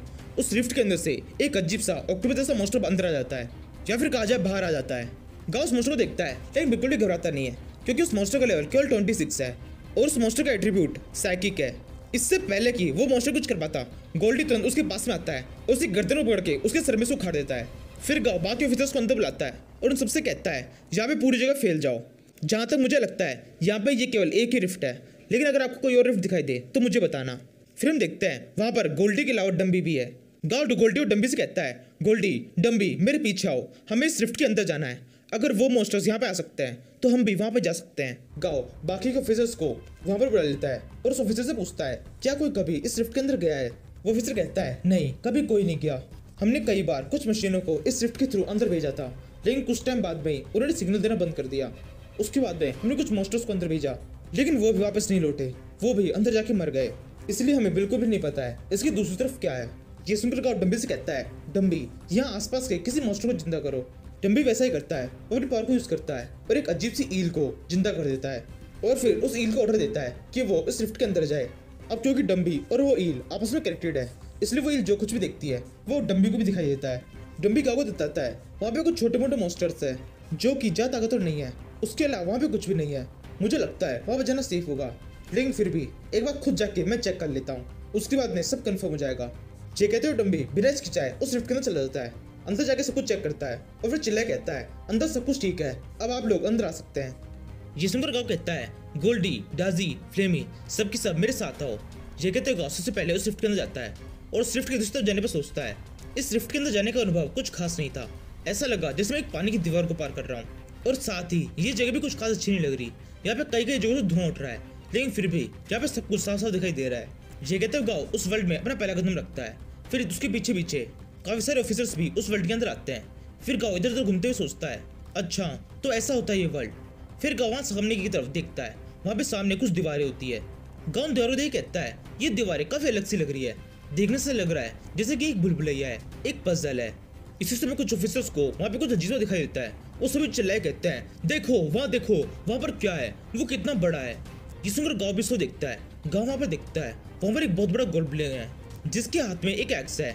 उसे देखने के बाद में गाँव का इंटरेस्ट होता है जिसके ऊपर लिखा है monster name blood jackal level 49 lord tier. गाँव उस मॉन्स्टर को देखने के बाद सोचने लगता है, इस वर्ल्ड के अंदर आने के बाद में हमने पहला मॉन्स्टर देखा है और इस मॉन्स्टर के हाथ में एक एक्स भी है। इससे पता चलता है ये कितना ज़्यादा इंटेलिजेंट है। इन्होंने इस वर्ल्ड के अंदर अपनी सिविलाइजेशन बना रखी है जहाँ पर इनको वेपन्स का यूज करना आता है। इसी समय फ्लेमी उड़ते हुए उस मॉन्स्टर की तरफ जाने लगती है, वो उसके ऊपर अपने फ्लेम थ्रोर से अटैक करने वाली होती है, लेकिन तभी वो उड़ते हुए किसी अजीब दीवार से टकरा जाती है जो कि दिखाई भी नहीं दे रही। ये देखकर गाँव कहता है, शायद वहाँ पर एक इनविजिबल दीवार है। जैसे ही फ्लेमी उस इनविजिबल दीवार से टकराती है, वो मॉन्स्टर भी जोर से हंसने लगता है और फिर एकदम से गाँव और बाकी सबको देखकर बहुत ज्यादा गुस्सा आने लगता है। गाँव चिल्लाए कहता है, सब के सब जल्दी से पीछे हटो, भागो यहाँ से। उन सभी को भागते देख वो मॉन्स्टर भी उन सबका पीछा करता है। उस मॉन्स्टर का साइज इतना बड़ा है जिस दीवार को देखकर गाओ बहुत चौंका हुआ था कि इतनी ऊंची दीवार कैसे है। यहाँ पर एक बुलबुलैया है, उसी दीवार को वो मॉन्स्टर बड़ी आसानी से अपने पैर को ऊपर करके पार कर लेता है और उन सभी को पीछा करने लगता है। ये देखकर गाओ कहता है ये तो हमारा पीछा कर रहा है, इसकी स्पीड हमसे थोड़ी तेज है। डाजी रोको से। गाओ की बात सुनते ही डाजी जोर से एक इलेक्ट्रिक शॉक अटैक करती है, वो नया वाला इलेक्ट्रिक शॉक अटैक जो कि गाओ के ग्रैंडफादर के एक मॉन्स्टर ने डाजी को सिखाया था। ये इलेक्ट्रिक शॉक अटैक पड़ने के बाद में वो मॉन्स्टर थोड़ी देर के लिए तो रुक जाता है। उसी समय गोल्डी भी डाजी की मदद करने के लिए डाजी की तरफ भागने लगता है। गाओ चिल्लाए गोल्डी से कहता है गोल्डी वहीं रुक जाओ, तुम मदद करने के लिए मत जाओ। ये सुनकर गोल्डी भी रुक जाता है। फिर वो गाओ से पूछता है मैं उसकी मदद क्यों ना करूं, डाजी खतरे में है, वो ज्यादा देर तक अकेला उस मॉन्स्टर को नहीं रोक पाएगा। गाओ कहता है लेकिन तुम भी उस मॉन्स्टर को नहीं रोक पाओगे और अगर तुम्हें किसी तरह से चोट लगी तो तुम्हारा साइज बढ़ जाएगा। जैसे तुम्हारा साइज बढ़ेगा हमारे लिए दिक्कतें और ज्यादा बढ़ जाएगी, तुम इस रिफ्ट को पार नहीं कर पाओगे। इस रिफ्ट का गेट छोटा है, तुम्हें वापस से उस तरफ जाने के लिए अपने साइज छोटे करने इंतजार करना होगा। जितनी देर में गाओ गोल्डी के कुछ समझाता है उसी टाइम पे डाजी के ऊपर वो मॉन्स्टर अपनी एक्स अटैक कर देता है। डाजी इलेक्ट्रिक शॉक अटैक करके उस अटैक को रोकने की कोशिश करता है लेकिन वो उस अटैक को रोक नहीं पाता। डाजी चिल्ला कहता है कोई मेरी मदद करो, डम्बी यहाँ आके तुम ही मेरी मदद कर दो। डाजी की बात सुनते ही डम्बी भागते हुए डाजी के पास में आता है और सीधे उस एक्स के ऊपर एक जोर से मुक्का मारकर उसे दूसरे तक गिरा देता है। इसके बाद में डम्बी उस मॉन्स्टर के पैर के ऊपर लात मारता है। ये लात पड़ते ही उस मॉन्स्टर के पैर में से खून मिलने लगता है और वो मॉन्स्टर जमीन पे गिर जाता है। इसके बाद में डम्बी रुकता नहीं है, डम्बी उस मॉन्स्टर के सर के पास में आता है और उसे सर के ऊपर लगातार मुक्के मारने लगता है। फिर गाओ डम्बी के पास में आता है और डम्बी से कहता है डम्बी रुक जाओ और मेरे लिए एक ट्रांसलेटर काम करो, जो भी मैं कहूँ वो तुम इसकी भाषा में ट्रांसलेट करके समझाओ। इससे कहो कि हम यहाँ पर किसी और दुनिया से आए और हम इससे किसी भी तरह से फाइट नहीं करना चाहते, हम इसको किसी भी तरह से चोट पहुँचाना नहीं चाहते थे। हमने इसे चोट पहुँचाई क्योंकि इसने पहले हम पर अटैक किया, अगर ये हमारे ऊपर अटैक नहीं करेगा तो हम भी इसके ऊपर अटैक नहीं करेंगे। डम्बी गाओ के कहे जैसा कर देता है। गाओ ने जो कुछ भी कहा है डम्बी उसे उस मॉन्स्टर की आवाज़ में ट्रांसलेट करके उसे समझा देता है। इसी समय गाओ को वहाँ पर एक बहुत जोरदार आवाज़ सुनने लगती है, वहाँ की जमीन हिलने लगती है। ये देखकर गाओ कहता है ये क्या हो रहा है। फिर गाओ सामने की तरफ देखता है, वहाँ पर बहुत सारे मॉन्स्टर दिखाई देने लगते हैं जिनका साइज बहुत ज़्यादा है। गाओ मॉन्स्टर्स को गिनने लगता है, वो टोटल 8 मॉन्स्टर्स है। इसी समय वो मॉन्स्टर जिसको मारकर डम्बी उससे बात कर रहा था उसकी बॉडी हील होने लगती है। ये देखकर गाओ कहता है यानी ये भी हमारे घर के मॉन्स्टर जैसे ही है, इनकी बॉडी भी हील होती है। अपनी बॉडी की हील हो जाने के बाद में वो मॉन्स्टर डम्बी से बात करने लगता है और डम्बी को सब कुछ बना देता है। फिर डम्बी गाओ से कहता है मास्टर इस मॉन्स्टर का कहना है कि ये मॉन्स्टर बुरे नहीं है, ये हम पर किसी भी तरह से अटैक करना नहीं चाहते, ये केवल हमारी मदद चाहते हैं। इनका मास्टर बेहोश है, ये चाहते हैं इनके मास्टर को उठाने में हम इनकी मदद करें। ये सुनकर गाओ सोचने लगता है इनकी मदद करना बिल्कुल भी ठीक नहीं होगा, हो सकता है जब मैं इनके मास्टर को उठा दूं तो ये हमारे ऊपर अटैक कर दें, इसलिए पहले मैं अच्छी तरह सोच लेना चाहिए, पहले मुझे थोड़ा सा टाइम मांग लेना चाहिए। यही सोचने के बाद में गाओ उस मास्टर से कहता है ठीक है हम तुम्हारे मास्टर को जगा देंगे, लेकिन हम यहाँ पर बिना प्रिपरेशन के लिए आए, इसलिए मुझे एक बार वापस जाना होगा। हम पूरी प्रिपरेशन करने के बाद में यहाँ पर दोबारा से आएंगे और फिर तुम्हारी मदद करेंगे। वो मॉन्स्टर के लिए मान जाता है, वो कहता है ठीक है हम इसके लिए तैयार हैं, मुझे उम्मीद है तुम लोग हमसे झूठ नहीं बोल रहे हो। गाओ कहता है हमारे पर भरोसा रखो, हम जल्दी यहाँ से वापस आ जाएंगे, लेकिन जाने से पहले हम कुछ चाहते हैं, हम यहाँ से कुछ सैंपल इकट्ठा करना चाहते हैं, क्या तुम इसकी मंजूरी दोगे। वो मॉन्स्टर कहता है हाँ हम तुम्हें मंजूरी देते हैं, लेकिन तब जब तुम हमारे मास्टर को ठीक कर दोगे, जब हमारे मास्टर जग जाएंगे तब वो जरूर से तुम्हारे साथ में ट्रेड करना चाहेंगे, उसके बाद में तुम जो चाहे वो यहाँ से ले जा सकते हो। हम इस ग्रह पर रहने वाले मॉन्स्टर्स में से सबसे अच्छे मॉन्स्टर्स हैं, हम बाकी मॉन्स्टर्स की तरह नहीं है जो कि ह्यूमंस को पसंद नहीं करते। ये सुनकर एजेंट कहता है ह्यूमंस, तो ह्यूमंस को जानते हो क्या इस ग्रह के ऊपर भी ह्यूमंस रहते हैं। अभी वो सारे मॉन्स्टर्स वहाँ जाने लगते हैं। उनमें से एक पीछे मुड़कर गाँव से कहता है लगभग 70 साल हो गए हमने यहाँ पर किसी भी ह्यूमन को नहीं देखा, 70 साल पहले ही वो सारे ह्यूमन इस ग्रह को छोड़कर यहाँ से भाग गए थे। ये सुनकर एजेंट सोचने लगता है चलो अच्छी बात है यहाँ पर भी ह्यूमंस है, लेकिन इस मॉन्स्टर की बात सुनकर ऐसा लग रहा है ह्यूमंस की यहाँ पे कोई भी रेस्पेक्ट नहीं है, उन्होंने यहाँ पर अपना नाम खराब कर रखा है। लेकिन चलो एक अच्छी बात तो हुई, डम्बी इन मॉन्स्टर्स में कम्युनिकेट कर सकता है, वरना तो यहाँ पर लड़ाई होना बिल्कुल पक्का था। फिर गाँव वापस से अपनी लैब के अंदर आ जाता है और उस लैब के अंदर उस मॉन्स्टर्स के मास्टर को जगाने के लिए कोई चीज़ बनाने लगता है, लेकिन वो इसमें पूरी तरह से कामयाब नहीं हो पाता। इसी समय गाँव के फ़ोन पे किसी कॉल आता है, गाँव फ़ोन उठाता है, ये फ़ोन एक आदमी का था। गाँव उस आदमी को पहचान जाता है और उसे प्रिंसिपल करने लगता है। वो आदमी कहता है गाँव जल्दी से यहाँ पर आओ, स्कूल के बाहर कुछ हो गया है, स्कूल के बाहर कुछ अजीब से स्टैचू दिखाई दे रहे हैं। ये सुनकर गाँव उस जगह पहुँचता है जहाँ पर वो मॉन्स्टर्स होते हैं। उस जगह पहुँचने के बाद में गाँव को वहाँ पर तो अजीब सी मूर्ति दिखाई दे रही है, जिनमें से एक तो नॉर्मल है वहीं दूसरी जिंदा है। गाँव दूसरी मूर्ति को देख कहता है ऐसा कैसे हो सकता है, ये मूर्ति यहाँ पर कैसे आई। फिर गाँव डाजी से कहता है, डाजी पकड़ लो इसे, हमें इसे अपने साथ में ले जाना होगा। ये सुनते ही डाजी जोर से इलेक्ट्रिक शॉक अटैक करती है जो सीधे जाकर उस मूर्ति के ऊपर पड़ता है और वो मूर्ति बेहोश जाती है। फिर डाजी अपने दूसरे अटैक से एक इलेक्ट्रिक नेट जैसा कुछ बना लेता है जिसके अंदर मूर्ति फंस जाती है। फिर वो लोग उस मूर्ति को उठाकर स्ट्रीप पास में ले जाते हैं। स्ट्रीप के पास पहुंचने के बाद में गाँव डाजी से कहता है, डाजी इसे फ्री कर दो। जैसे डाजी उस मॉन्स्टर को फ्री करती है, वो मॉन्स्टर डाजी गाँव के ऊपर ही अटैक करने लगता है, लेकिन इसे स्ट्रीपी बहुत गुस्सा जाता है। स्ट्रीपी तुरंत उस मॉन्स्टर के ऊपर अपने हाथ से अटैक कर देती है और उसे कहती है, नहीं तुम्हें ऐसा करना नहीं चाहिए, तुम्हें मेरे मास्टर के ऊपर अटैक नहीं करना चाहिए। जैसे स्ट्रीपी का हाथ उस मॉन्स्टर के ऊपर पड़ता है, वो मॉन्स्टर उछल के जाकर किसी दीवार से टकरा जाता है। फिर स्ट्रीपी गाँव से कहती है, इसको मैंने मारा नहीं है, क्या मैं इसे मार सकती हूँ? गाँव कहता है, नहीं नहीं तुम्हें ऐसा नहीं करना है, उसके साथ थोड़ा प्यार से बात करो, कोशिश करना वो मरे नहीं जिंदा रहे। तभी गाँव वहाँ जाने लगता है। स्ट्रीपी गाँव को रोकती है और उसे कहती है, गाँव क्या कोई तरीका नहीं है जिससे मैं तुम्हारे साथ में जा सकूं? मैं यहाँ पर अकेले बोर हो चुकी हूँ, मैं बाकी सभी साथ में रहना चाहती हूँ, बाकी सभी मॉन्स्टर साथ में और तुम्हारे साथ में भी। गाँव कहता है, स्ट्रीपी तुम बिल्कुल भी चिंता मत करो, बस थोड़ा टाइम और, थोड़ा टाइम में मैं कोई ना कोई रास्ता ढूंढ लूंगा जिससे तुम भी मेरे साथ में रह पाओगी। ये कहने के बाद में गाँव डांस की मदद से उड़ते हुए जाने लगता है और ज्यादातर स्ट्रीपी से कहता है, स्ट्रीपी अपने ध्यान रखना, मैं जल्दी तुम्हें देखने के लिए वापस आऊंगा। स्ट्रीपी कहती है, ठीक है। स्ट्रीपी पागल नहीं है, स्ट्रीपी बहुत बड़ी है, उसे पता है उसे क्या करना है। मुझे यकीन है मेरे मास्टर मुझसे झूठ नहीं बोलेंगे, वो जल्दी वापस आएंगे। इसी समय वो अजीब सी मूर्ति जो दीवार की जगह चिपक गई थी, जब स्ट्रीपी ने उसे उठा के फेंका था, वो मूर्ति कहती है, अब ये तो बताओ मेरे साथ में क्या करने वाले हो? क्या मैं हमेशा यहाँ पे चिपकी रहूंगी? तुम सब ऐसे मुझे छोड़ के नहीं जा सकते, प्लीज मुझे बताओ मुझे आगे क्या करना है। एपिसोड स्टार्टिंग में अफ्रीका की एक लेबोरेटरी का सीन दिखाते हैं जिसके अंदर ये दो आदमी हैं। एक ने एक ब्लैक रंग का चश्मा पहन रखा है, ये यहाँ का बॉस है। ये कहता है, ये सामने देखो ये क्या है? ये एक पेंटिंग है, तुम्हें इसका मतलब निकालना है। मैंने ये पेंटिंग तुम्हें कितने टाइम पहले दी थी, लेकिन अभी तक तुम्हें कुछ भी समझ में नहीं आया है। फिर किस काम के तुम साइंटिस्ट हो? असली साइंटिस्ट को तो अगर ये पेंटिंग में एक दिन के लिए दे दूं तो भी वो उसका मतलब निकाल देते। तुम बिल्कुल बेवकूफ हो, मैंने बेकार के लोगों को अपने साथ में रखा हुआ है। ये सुनकर वो आदमी कहता है, इस पेंटिंग का कोई मतलब ही नहीं है, मुझे बिल्कुल भी समझ में नहीं आ रहा कि ये क्या है, मेरे को बिल्कुल भी अंदाजा भी नहीं है। मैं केवल इसके बारे में एक पॉइंट बोल सकता हूँ, शायद ये कोई अजीब सी लैंग्वेज है, अगर इससे कोई मीनिंग है तो भी इसे कोई भी नहीं समझ सकता। बॉस कहता है, मुझे इससे कोई भी मतलब नहीं है ये कौन सी लैंग्वेज है, मैंने इसे तुम्हें समझने के लिए दिया है तो इसको समझो, कुछ भी समझो बस समझो। ये कहते हुए आदमी बस अपनी आंख बंद करके उस पेंटिंग के ऊपर कभी अपनी उंगली रख देता है और कहता है, बताओ इसका मतलब क्या है? सामने वाला आदमी उस जगह को देखता है और फिर मन से कुछ भी बोल देता है। वो कहता है, मुझे लगता है ये किसी हिडन सिटी का ब्लूप्रिंट है। जैसे ही साइंटिस्ट ये लाइन कहता है, बॉस खुश जाता है। वो कहता है, तुम्हारा ये आंसर मुझे बहुत अच्छा लगा, देखा अब समझ में आया ना?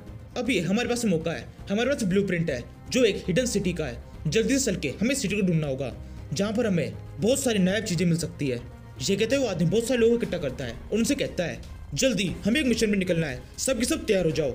ये सुनने के बाद में बॉस और बाकी सभी लोग बहुत ज्यादा जोश में रहते हैं।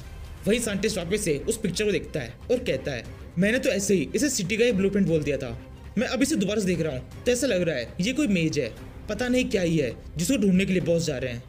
यहाँ से वापस से कोरिया शिफ्ट हो जाता है भैया डिस्ट्रिक्ट के अंदर, जहाँ पर वो ड्रिफ्ट खुली थी, मतलब वो पोर्टल जिससे किसी एक दुनिया से दूसरी दुनिया में जाया जाता है, जिसके बारे में मैं पिछले एपिसोड में बता चुका हूँ। उस ड्रिफ्ट के बाहर ये आदमी खड़ा है जो कि केवल एक नाम का लीडर है।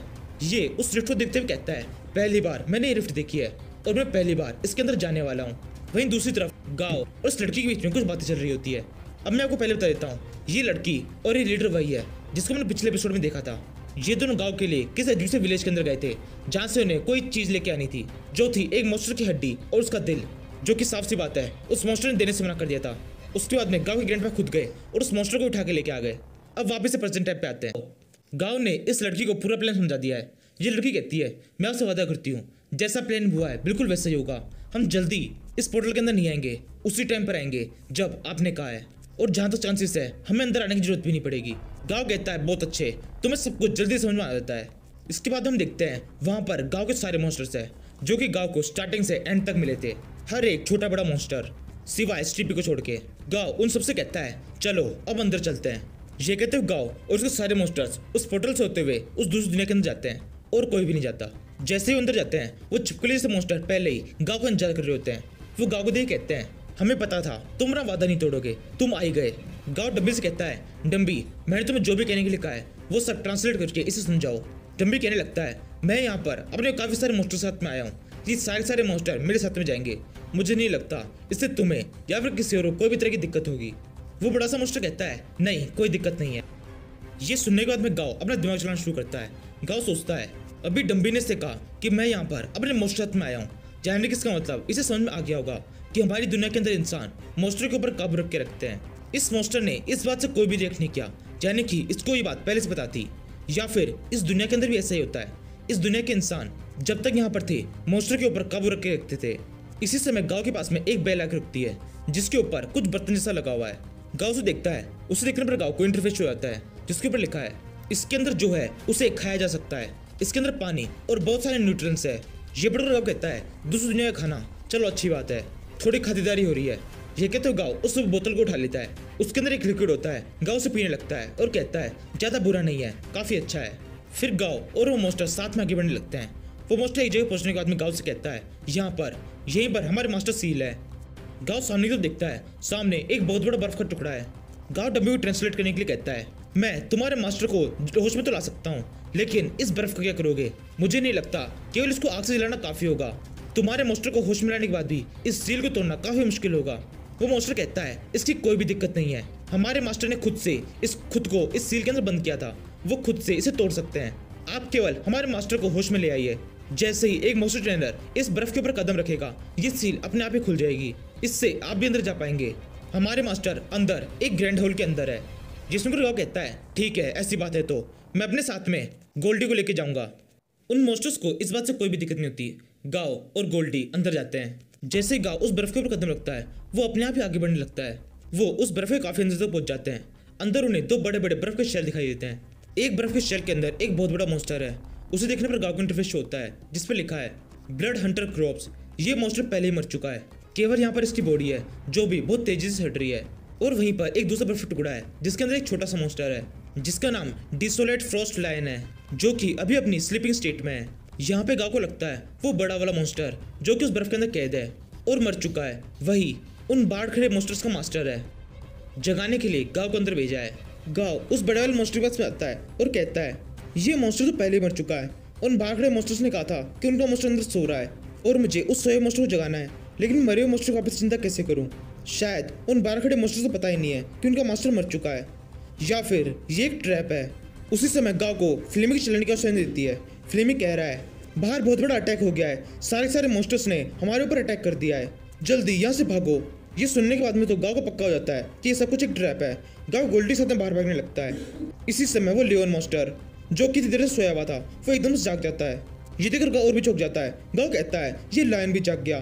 फिर गांव उस मॉन्स्टर को इग्नोर करने लगता है और गोल्डी से कहता है गोल्डी इस मॉन्स्टर को इग्नोर करो और जल्दी से बाहर चलो, बाहर हमारे साथियों को हमारी जरूरत है, हमें जल्दी से उनके पास में पहुंचना होगा। ये सुनने के बाद में गांव और गोल्डी दोनों बाहर की तरफ भागने लगते हैं, लेकिन बाहर पहुंचने से पहले गांव को रास्ते में एक आदमी दिखाई देता है जो कि गांव के साथ ही इस यहाँ पर आया था। इस आदमी का नाम शोन है।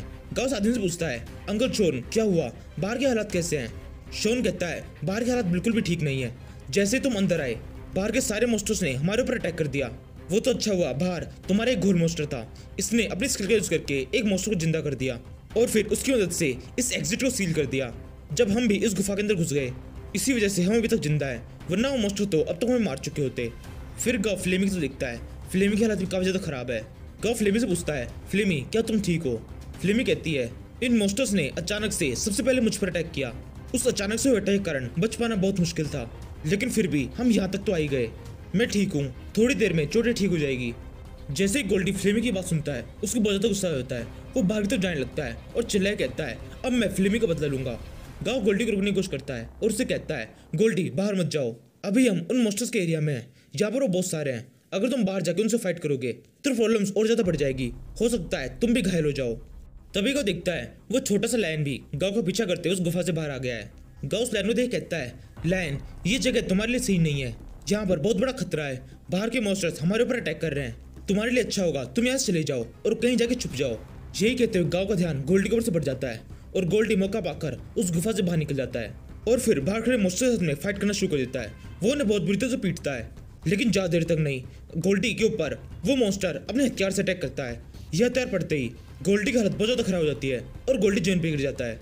ये देखकर गांव जोर से चिल्लाता है गोल्डी क्या तुम ठीक हो? इसी से वो लायन जैसा मॉन्स्टर लगातार गांव के आसमान से कूद रहा होता है। उस लायन मॉन्स्टर को देखने के बाद में गांव को लगता है वो उससे कुछ कहने की कोशिश कर रहा है। गाओ उस लायन मोस्टर से कहता है, तुम्हारी भाषा को मैं समझ नहीं सकता हूँ, तुम जो कुछ भी कह रहे हो मुझे कुछ समझ नहीं आ रहा है। अगर तुम मुझसे बात करना चाहते हो तो मेरे साथ में ब्लड कॉन्ट्रैक्ट बनाओ। ये सुनकर मोस्टर कहने लगता है, क्या तुम्हें मैं कोई नॉर्मल सा मोस्टर लगता हूँ? मैं कोई ऐसा मोस्टर नहीं हूँ जो कि किसी इंसान के साथ में कॉन्ट्रैक्ट बनाए। ये मोस्टर ही कह रहा है, लेकिन गाँव को कुछ भी सुन में नहीं आ रहा। गाँव बस तुरंत अपने अंगूठे के ऊपर एक कट लगाता है और फिर उसकी मदद से उस मोस्टर के साथ में ब्लड कॉन्ट्रैक्ट बनाने की कोशिश करता है। ये कॉन्ट्रैक्ट भी हर बार की तरह ही है। गाँव जैसे ब्लड कॉन्ट्रैक्ट बनाना शुरू करता है किसी अजीब जगह पहुंच जाता है। वहाँ पे गाँव को एक बड़ा सा औरत दिखाई देता है और समझ में आता है इस मोस्टर का रियल साइज बहुत ज्यादा बड़ा है। ये मोस्टर किसी तरह से अपनी सारी पावर खो चुका है और अपने बेसिक फॉर्म में आ गया है। और जब ये मोस्टर वापस से अपनी फुल पावर पहुंच जाएगा तब ये बहुत ज्यादा ताकतवर हो जाएगा। तभी गाँव को आवाज देने लगती है, तुम्हें मेरे बारे में सब कुछ पता चल चुका है, क्या अब भी तुम मेरे साथ में कॉन्ट्रैक्ट बनाना चाहते हो? अगर हाँ तो पहले ही सुन लो, जब मेरी पावर मेरे पीक पर होगी तब मैं ओवरलॉर्ड टियर का एक मोस्टर बन जाऊंगा जिसे संभाल पाना हर किसी की बस की बात नहीं है। इस मोस्टर के साथ में कॉन्ट्रैक्ट बनाना कोई भी नहीं कर सकता। इस कॉन्ट्रैक्ट को बनाने में तुम्हारी जान भी सकती है। तुम चाहो तो एक बार कोशिश करके देख सकते हो, लेकिन फिर भी अगर तुम कॉन्ट्रैक्ट बनाना नहीं चाहते तो भी कोई बात नहीं, कोई भी तुम्हें कायर नहीं कहेगा, क्योंकि मेरी पावर बहुत ज़्यादा है। मेरी पावर के सामने किसी को भी डर लग ही सकता है। इसी समय गाँव वापस से अपने ओरिजिनल वर्ल्ड में आ जाता है और फिर उस मोस्टर से कहता है, मुझे तुमसे डर नहीं लगता, मैं तुम्हारे साथ में कॉन्ट्रैक्ट बनाने के लिए तैयार हूँ। ये सुनकर लायन मोस्टर कहता है, क्या तुमने क्या कहा भाई? क्या तुम्हें समझ में नहीं आया मैंने तुमसे भी क्या कहा? अगर तुमने मेरे साथ में कॉन्ट्रैक्ट बनाया तो तुम मर सकते हो। गाँव कहता है, नहीं ऐसा कुछ भी नहीं होगा, तुमने कहा था जब तुम अपनी पावर के पीक पर होगे तब तुम्हारा टीयर बहुत हाई होगा, लेकिन अभी तुम कुछ भी नहीं हो, अभी तुम बहुत कमजोर हो। तुम केवल लेवल 11 के एक छोटे से मोस्टर हो जिसके साथ में कोई भी आसानी से कॉन्ट्रैक्ट बना सकता है। इसी के साथ में उस मोस्टर और गाँव के बीच में कॉन्ट्रैक्ट बन जाता है। तभी वो मोस्टर गाँव के ऊपर कूद पड़ता है और गाँव को मारने लगता है और गाँव से कहता है, तुम्हें क्या लगता है मैं कमजोर हूँ? अभी मैं तुम्हें अपनी पावर दिखाता हूँ। लेकिन गाँव से बिल्कुल नहीं डरता। गाँव अपने एक ही हाथ से उस मोस्टर को पकड़ लेता है और खुद से दूर कर देता है और फिर उसे कहता है, तुम बहुत कमजोर हो, तुम केवल एक लाइट टियर के मोस्टर हो, ताकतवर तो तुम बाद में बनोगे। लायन कहता है, मैं अभी भी बहुत ताकतवर हूँ, मेरी एज 126 साल है, मैं तुम्हारे ग्रैंडफादर से भी ज्यादा उम्र का हूँ। गाँव कहता है, तो भी क्या फायदा, तब भी तुम एक इलाइट टियर के मोस्टर ही रहोगे। लायन कहता है, मैंने 10 से ज्यादा एम्पेयर टियर के मोस्टर्स को मारा है, मेरी पावर का सामना कोई भी नहीं कर सकता। गाँव कहता है, तो भी कोई फायदा नहीं है, तब भी तुम एक इलाइट टियर के मोस्टर ही हो। अब बेकार की बातें बंद करो और मुझे बताओ इस सिचुएशन से बाहर कैसे निकलना है, कैसे हम बाहर के इन सारे मोस्टर्स को हराएं। लायन कहता है, केवल एक ही रास्ता है, भागो यहाँ से। गाँव कहता है, क्या तुम्हारे पास में कोई प्लान है? लायन कहता है, हाँ एक प्लान है, मैं यहाँ से एक सुरंग खोद देता हूँ, उस सुरंग का साइज बहुत छोटा होगा, कोई भी बड़ा मोस्टर उसके अंदर नहीं घुस पाएगा। तुम्हारे पास में ये जो छोटे छोटे मोस्टर्स है ये सारे उसमें आ जाएंगे। उस सुरंग का यूज करके हम कहीं भी जा सकते हैं, इस जगह से बाहर भी निकल पाएंगे।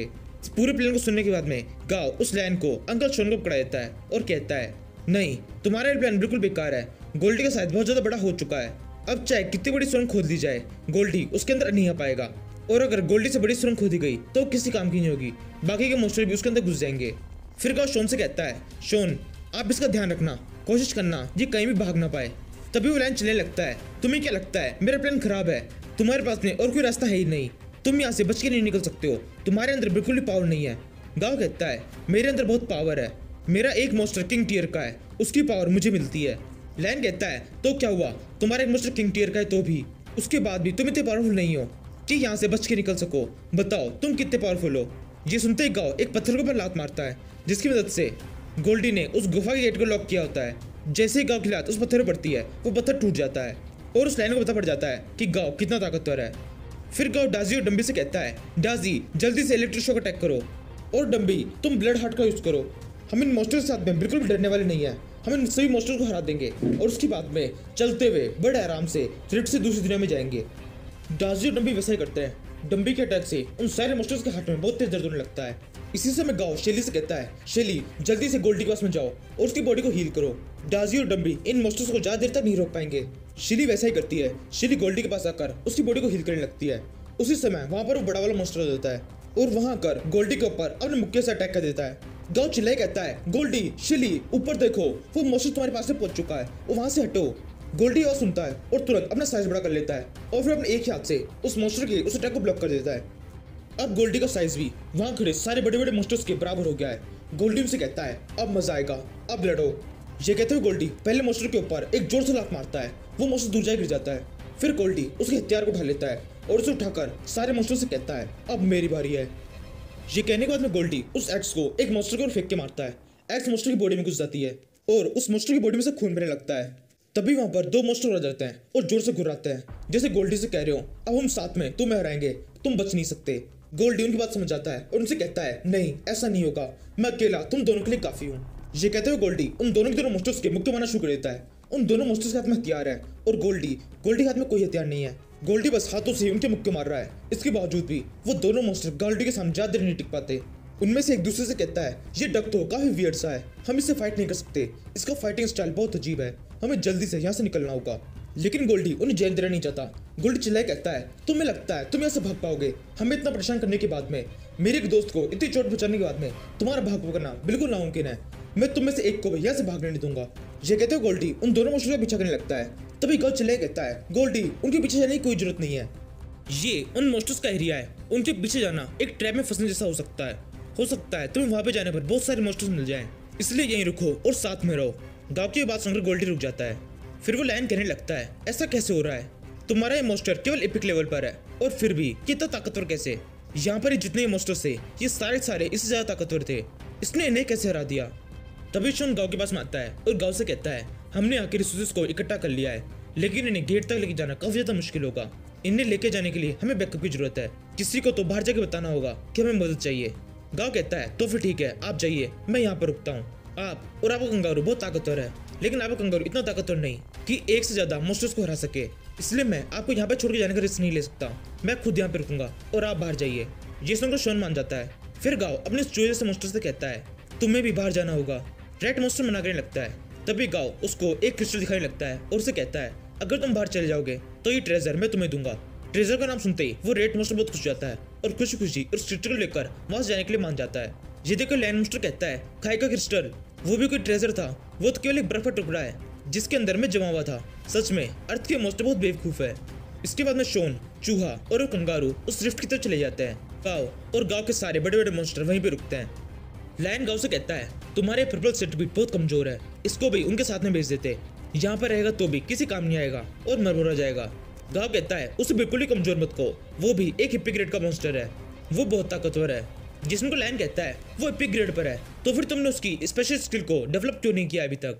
गाँव कहता है कौन सी स्पेशल स्किल, मैंने कौन सी स्किल को डेवलप नहीं किया, मैं उसको काफी अच्छी तरह से ट्रेन कर रहा हूँ, मुझे किसी भी ऐसी स्किल के बारे में नहीं पता है। जिसमें को लायन जेल में बैठ जाता है और फिर जोर से हंसने लगता है और गाँव से कहता है तुम लोग सच में कितने बेवकूफ हो, तुम्हारे अर्थ के ऊपर मोस्टर्स के आए हुए कितना टाइम हो चुका है और फिर भी तुम्हारा सबसे बड़ा मोस्टर केवल किंग टियर का है, तुम्हें मोस्टर की स्किल डेवलप के बारे में कुछ भी नहीं पता और तुम्हारी अर्थ के ऊपर इतना सारे रिसोर्सेज है, उसके बावजूद भी तुम इस वर्ल्ड के अंदर आए हो रिसोर्सेज को ढूंढने के लिए, क्या बेवकूफाना हरकत है।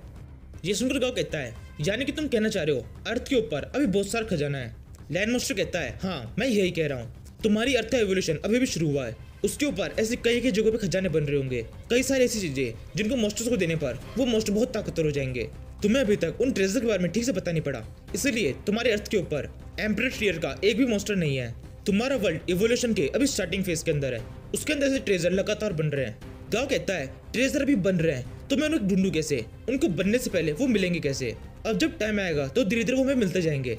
लैन कहता है तुम उनका बनने का इंतजार क्यों कर रहे हो, तुम पहले ही उनको अपने पास में रख लो, तुम वापस अपने वर्ल्ड में जाओ और अपने सारे ट्रेजर्स को ढूंढ लो और फिर उन्हें एक जगह पर इकट्ठा कर लो, जब भी वो डेवलप होंगे तब वो तुम्हारे पास में पहले से होंगे।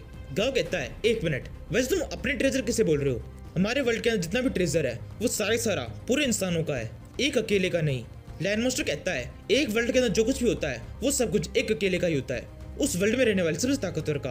अगर तुम ताकतवर हो तो उस वर्ल्ड की सारी चीजें तुम्हारी है, तुम्हें उसे अपना ही कहना चाहिए। ये सुनकर गाँव उस लैंड मोस्टर को उठाता है और फिर उसे जोर से जेल में पटक देता है और उससे कहता है ताकतवर से तुम्हारा क्या मतलब है, तुम्हारे जैसा तुम ताकतवर हो। लैंड मोस्टर रोते हुए कहता है बना लो मेरा मजाक, मेरा भी टाइम आएगा, एक टाइम आएगा जब मैं बहुत ताकतवर हो चुका हूँ, वो तो मेरी पावर कम हो गई, वरना ये मजाक तुम पे बहुत भारी पड़ता।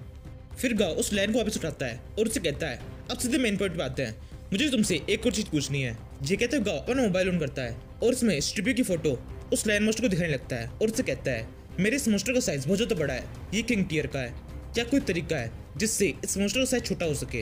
लैंड मोस्टर कहता है हाँ इसके तरीके हैं, पहला तो तरीका यह है तुम अपने मोस्टर को इवॉल्व करो और उसे एक स्किल सिखाओ जिसकी वजह से वो अपने साइज को छोटा बड़ा कर सके, लेकिन ये स्किल पूरी तरह सब्जेक्टिव होती है, हर मोस्टर इसे सीख नहीं सकता। दूसरा तरीका है किसी ऐसे मॉन्स्टर के साथ में जिसके पास में ब्लैक होल की पावर हो और उसकी बॉडी के अंदर बहुत ज्यादा इटर्नल स्पेस हो, उसके साथ में ब्लड कॉन्ट्रैक्ट बनाओ और फिर उस मॉन्स्टर की बॉडी के अंदर अपने बड़े मॉन्स्टर को रख दो। इस तरह से तुम्हारे एक मॉन्स्टर के अंदर दूसरा मॉन्स्टर रहेगा और तुम उसे मूव कर पाओगे। जिसमें गाओ शिली की तरफ देखने लगता है और सोचता है शिली के अंदर ब्लैक होल की पावर है, क्या मैं इसका यूज। गाओ ये कहते कहते रुक जाता है और कहता है नहीं ऐसा नहीं हो सकता, कोई और तरीका बताओ। लैंड मॉन्स्टर कहता है एक तरीका और है, यहाँ से थोड़ी दूरी पर एक फिनिक्स माउंटेन है जिसके ऊपर एक स्पेशल फ्रूट पाया जाता है जिसका नाम गेसअप फ्रूट है। इस फ्रूट की पावर होती है जो कोई भी मॉन्स्टर इसको खाता है उसका साइज 10,000 गुना छोटा हो जाता है। लेकिन ये भी ज्यादा कम का नहीं है, जब कोई मॉन्स्टर इसे खाएगा तो उसका साइज छोटा तो जाएगा, लेकिन जब वो फाइट मोड में आएगा तो वापस से उसका साइज बड़ा हो जाएगा। अगर तुम्हें इस बात से कोई भी दिक्कत नहीं है तो भी एक प्रॉब्लम और रहेगी। इस माउंटेन के ऊपर एक बहुत बड़ा फिनिक्स रहता है जो कि तुम्हारे ऊपर अटैक करेगा और इस फ्रूट को लेने से रोकेगा। गाओ कहता है ये ब्लैक फिनिक्स माउंटेन यहाँ से कितना दूर है। लैंड मॉन्स्टर कहता है ज्यादा नहीं, केवल 5,000 किलोमीटर। जब मैं ताकतवर था तब मैं इस डिस्टेंस को केवल कुछ ही घंटों में पार कर लेता था। जिसमें गाओ कहता है 5,000 किलोमीटर कम नहीं होता, 5,000 किलोमीटर बहुत दूर है और साथ ही यहाँ पर अजीब सा ब्लैक फॉग है और बहुत सारे मॉन्स्टर्स भी है। जैसा कि इस लाइन ने भी कहा, यहाँ पर किंग टियर के मॉन्स्टर का होना बहुत ही आम बात है। यानी हमें रास्ते में बहुत सारे मॉन्स्टर्स मिलेंगे और उन सभी का लेवल भी बहुत ज्यादा हाई होगा, लेकिन फिर भी मुझे रिस्क तो लेना ही होगा। मैंने स्ट्रिपी से वादा किया है कि मैं उसको अपने साथ में हर जगह पर लेके जाऊंगा और उसका अब यही तरीका है, मुझे उस फ्रूट को लाना होगा चाहे इसमें कितना भी रिस्क हो। ये एडवेंचर खतरनाक है लेकिन करना तो पड़ेगा ही। इसी समय शोन वहाँ पे जाता है और गाओ से कहता है मैं बैकअप के लिए बात करके आ गया हूँ, कुछ ही मिनटों में बैकअप यहाँ पे आता होगा। तुमने जैसा कहा था मैं आइस ट्रैप के फ्रूट्स भी लेके आया हूँ। ये कहते हैं शोन उस लैंड मॉन्स्टर के पास में आता है और अपना ब्रीफ केस उसके सामने खोल देता है जिसके अंदर बहुत सारे आइस ट्रैप के फ्रूट्स होते हैं। लैंड मॉन्स्टर उन्हें दिखता है और कहता है क्या बकवास सही है, अब मैं इन आइस ट्रैप के फ्रूट्स को खाऊंगा, ये तो बिल्कुल लो टियर के हैं। मैं एक बहुत ही डिवाइन मॉन्स्टर हूँ, मैं ऐसी छोटी मोटी चीजें नहीं खा सकता, इनको खाना तो मेरे लिए कप्तान की तरह है, इसे खाने से अच्छा होगा मैं भूखा ही मर जाऊं। जिसमें गाओ कहता है ठीक है शिली रख लो इसे बैग में, हमें एक बहुत बड़ा एडवेंचर पे जाना है, ये रास्ते में काम आएगा। शिली गाओ को इशारा समझ जाती है। शिली तुरंत उस ब्रीफकेस को अपने ब्लैक होल के अंदर रख देती है और वो लैंड मॉन्स्टर देखता रह जाता है, उसका मुंह उतर जाता है। एपिसोड की स्टार्टिंग में उसी दूसरी दुनिया का सीन दिखाते हैं, उसके अंदर कुछ कार्स इधर से उधर भाग रही है, फिर उस कार में से कुछ लोग बाहर निकलते हैं। हम देखते हैं ये वही लोग हैं जिन्हें हमने पिछले एपिसोड की स्टार्टिंग में देखा था। इन लोगों का लीडर सामने आगे आके उन दीवार को देख कहता है ये जगह तो काफी शानदार है। दूसरा बंदा कहता है हाँ आप बिल्कुल सही कह रहे हैं और हम यहाँ पर सबसे पहले आए हैं, यानी इसका मतलब यहाँ पे जितना भी खजाना है वो सारा हमारा है। तभी वहाँ की जमीन हिलने लगती है। लीडर कहता है कोई आ रहा है, सब सतर्क हो जाओ। तभी वहाँ पर वो बड़ा सा बीस्ट आ जाता है। ये वही बीस्ट है जिसको गोल्डी ने बहुत बुरी तरह से मारा था। ये गोल्डी से बच के भागते हुए इस जगह पहुंचा है। इसको यहाँ पर आके ये सारे लोग दिखाई देते हैं जिन्हें देखकर जोर से घुर्राता है, जैसे कहता है तुम इंसान बहुत ज्यादा ढीठ हो, अभी तो मैं तुम्हारी तरफ से भाग के आया था, तुम फिर से मेरे सामने आ गए, लगता है अब तुमसे फाइट करनी ही पड़ेगी। इसके बाद में वो बीस्ट उन इंसानों के ऊपर अटैक कर देता है। वो अपने पाँव जोर से पटकता है, उसके पाँव के अंदर से अजीब सी ब्लैक रंग की गैस बाहर निकलने लगती है। उन लोगों का लीडर चिल्लाए कहता है जल्दी से बैरियर सेलेक्ट करो, एलिमेंटल बैरियर का यूज करो, ये ब्लैक गैस हमारे लिए बिल्कुल भी सही नहीं है। सभी लोग वैसा ही करते हैं। हम देखते हैं उन सभी लोगों के आसपास में एक बैरियर से बंध गया है। इसके बाद में वो लोग एक मॉन्स्टर को आगे भेजते हैं उस बड़े वाले मॉन्स्टर से फाइट करने के लिए। बिग मॉन्स्टर कहता है एक और पंछी आ जाओ और मर जाओ। ये कहते हुए बिग मॉन्स्टर उस दूसरे मॉन्स्टर के ऊपर अपने एक्स अटैक कर देता है। यहाँ से सीन शिफ्ट होता है, हमें गाओ को दिखाते हैं। गाओ के साथ में वो लायन भी है। लायन के हाथ में वो फ्रोस्ट फ्रूट्स है जिनको उसने पिछले एपिसोड में खाने से मना कर दिया था लो क्वालिटी के होने के कारण, और अब वो उन्हीं को खा रहा है। गाओ उस लायन से पूछता है ये सारे मॉन्स्टर्स तुम्हें जगाना क्यों चाहते थे। लायन मॉन्स्टर कहता है मारने के लिए। गाओ कहता है तो फिर उन्होंने तुम्हें मारा क्यों नहीं। उस टेंपल के अंदर तुम किसी भी तरह सिक्योर नहीं थे, कोई भी मॉन्स्टर बड़ी आसानी से अंदर घुसकर तुम्हें मार सकता था या फिर उस पूरे टेंपल को भी खत्म कर सकता था। लायन कहता है हाँ वो ऐसा कर सकता था, लेकिन ये सब इतना आसान नहीं है। मैंने खुद को अंदर बंद किया था। मैंने खुद को बंद करने के बाद में वहाँ पर एक रिस्ट्रिक्शन लगा दिया था, अगर कोई भी फोर्सफुली उस टेंपल के अंदर घुसने की कोशिश करेगा तो वहाँ पर एक फ्रोस्ट ऑरा निकलेगा। जो भी मॉन्स्टर उसके संपर्क में आएगा वो तुरंत बर्फ में जम जाएगा और थोड़ी देर में मर जाएगा। इसी वजह से उनमें से कोई भी मेरे पास भी नहीं आ पाया। जिसमें गाओ सोचने लगता है अच्छा तो दूसरा वाला मॉन्स्टर जो कि बर्फ में जमा हुआ था और मर चुका था, वो इस लायन को मारने के लिए अंदर गया था। ये सोचने के बाद में गाओ उस लायन से कहता है तो उसका असर मुझ पर क्यों नहीं हुआ, मैं भी तो अंदर तुम्हें जगाने के लिए आया था। लायन कहता है क्योंकि मुझे तुमसे खतरा नहीं लगा, क्योंकि तुम केवल एक इंसान हो। तभी उन्हें चलते किसी के लड़ने की आवाज सुनाई देने लगती है। गाओ उसको देख कहता है वहां पर कोई फाइट कर रहा है। लायन कहता है हाँ मुझे भी ऐसा लगता है, जल्दी से अपने किसी मॉन्स्टर को वहां पे भेजो, हम इस सिचुएशन का फायदा उठा सकते हैं। वो मॉन्स्टर किसी और मॉन्स्टर के साथ फाइट करने में व्यस्त होंगे, उसी टाइम पर उस पर अटैक कर दो और उसे मार दो। तभी गाओ उस मोस्टर को देखता है। ये वही मोस्टर है जिसकी गोल्डी के साथ में फाइट हुई थी और उस टाइम पे ये वहां से भाग गया था। इसे देखने के बाद में गाओ गोल्डी से कहता है, गोल्डी आगे बढ़ो। ये सुनकर गोल्डी भागते हुए उस मोस्टर की तरफ जाने लगता है। वो मोस्टर अपने हाथ में एक्स पकड़कर नीचे खड़े हुए लोगों को मार रहा होता है। वो मोस्टर अपनी एक्स को ऊपर की तरफ करता है और उसे घुमाने वाला होता है कि तभी गोल्डी वहां पहुंच जाता है और उस मोस्टर के मुंह पे एक जोर से मुक्का मारता है और उसे कहता है, मैंने तब तुम्हें वहां से भाग नहीं दिया था तो तुम्हें भाग जाना चाहिए था। तुम यहाँ पर आके और लोगों को परेशान करने लगे। इसके बाद में गाओ सामने तो दिखता है। सामने उसे कोई मोस्टर दिखाई नहीं देता। वहाँ पर एक इंसान है। गाओ उस इंसान को देखकर उस लाइन से पूछता है, क्या ये इंसान यहीं का है? लाइन कहता है, नहीं बिल्कुल भी नहीं, ये इंसान इस वर्ल्ड का नहीं है। मुझे इस इंसान की स्मेल आ रही है। मैं पक्के तौर पे कह सकता हूँ जिस वर्ल्ड से तुम आए हो ये इंसान भी उसी वर्ल्ड का है। जिस सुनकर गाओ बहुत चौंक जाता है। गाओ कहता है, ऐसा कैसे हो सकता है? जिस वर्ल्ड से मैं आया हूँ उस वर्ल्ड का इंसान यहाँ पर कैसे आया? रिफ्ट का वो गेट जिससे मैं यहाँ पर आया हूँ उस गेट को पूरी तरह से बंद कर दिया गया है। कोई भी उस गेट के आसपास भी नहीं जा सकता। वही लोग जिनको अंदर जाने की परमिशन है वही अंदर आ सकते हैं। और इस इंसान को देखकर बिल्कुल भी नहीं लगता कि इसको परमिशन मिली होगी। अगर मिली होती तो मुझे पता होता। मैं पक्के तौर पे कह सकता हूँ जहाँ से मैं आया हूँ ये वहाँ से नहीं है। लायन कहता है, तुम मेरी काबिलियत पे शक कर रहे हो। मेरी नाक मुझे कभी भी धोखा नहीं दे सकती। मैंने कह दिया ये तुम्हारे वर्ल्ड से है तो तुम्हारे वर्ल्ड से ही है। ऐसा हो सकता है जिस रिफ्ट से तुम यहाँ पर आए हो वो एक लौती रिफ्ट ना हो, उसके अलावा भी और कहीं पे रिफ्ट खुली भी हो। उस दूसरी रिफ्ट का यूज करके ये यहाँ पर आया है। ये सुनते ही गाँव को याद आता है एक न्यूज जिसके अंदर कहा गया था कि अफ्रीका के अंदर एक अजीब सा पोर्टल खुला है। इसके बाद में गाँव सोचने लगता है अफ्रीका और हुक्से रीजन के बीच में 10,000 किलोमीटर का गैप है। बीच में एक बहुत बड़ा समुद्र था और ये हमने बदलाव आने से पहले चेक किया था। बदलाव आने के बाद में ये डिस्टेंस बढ़ गया था क्योंकि अर्थ का साइज बड़ा हो गया था। अब इस टाइम पे ये डिस्टेंस 20,000 किलोमीटर का है।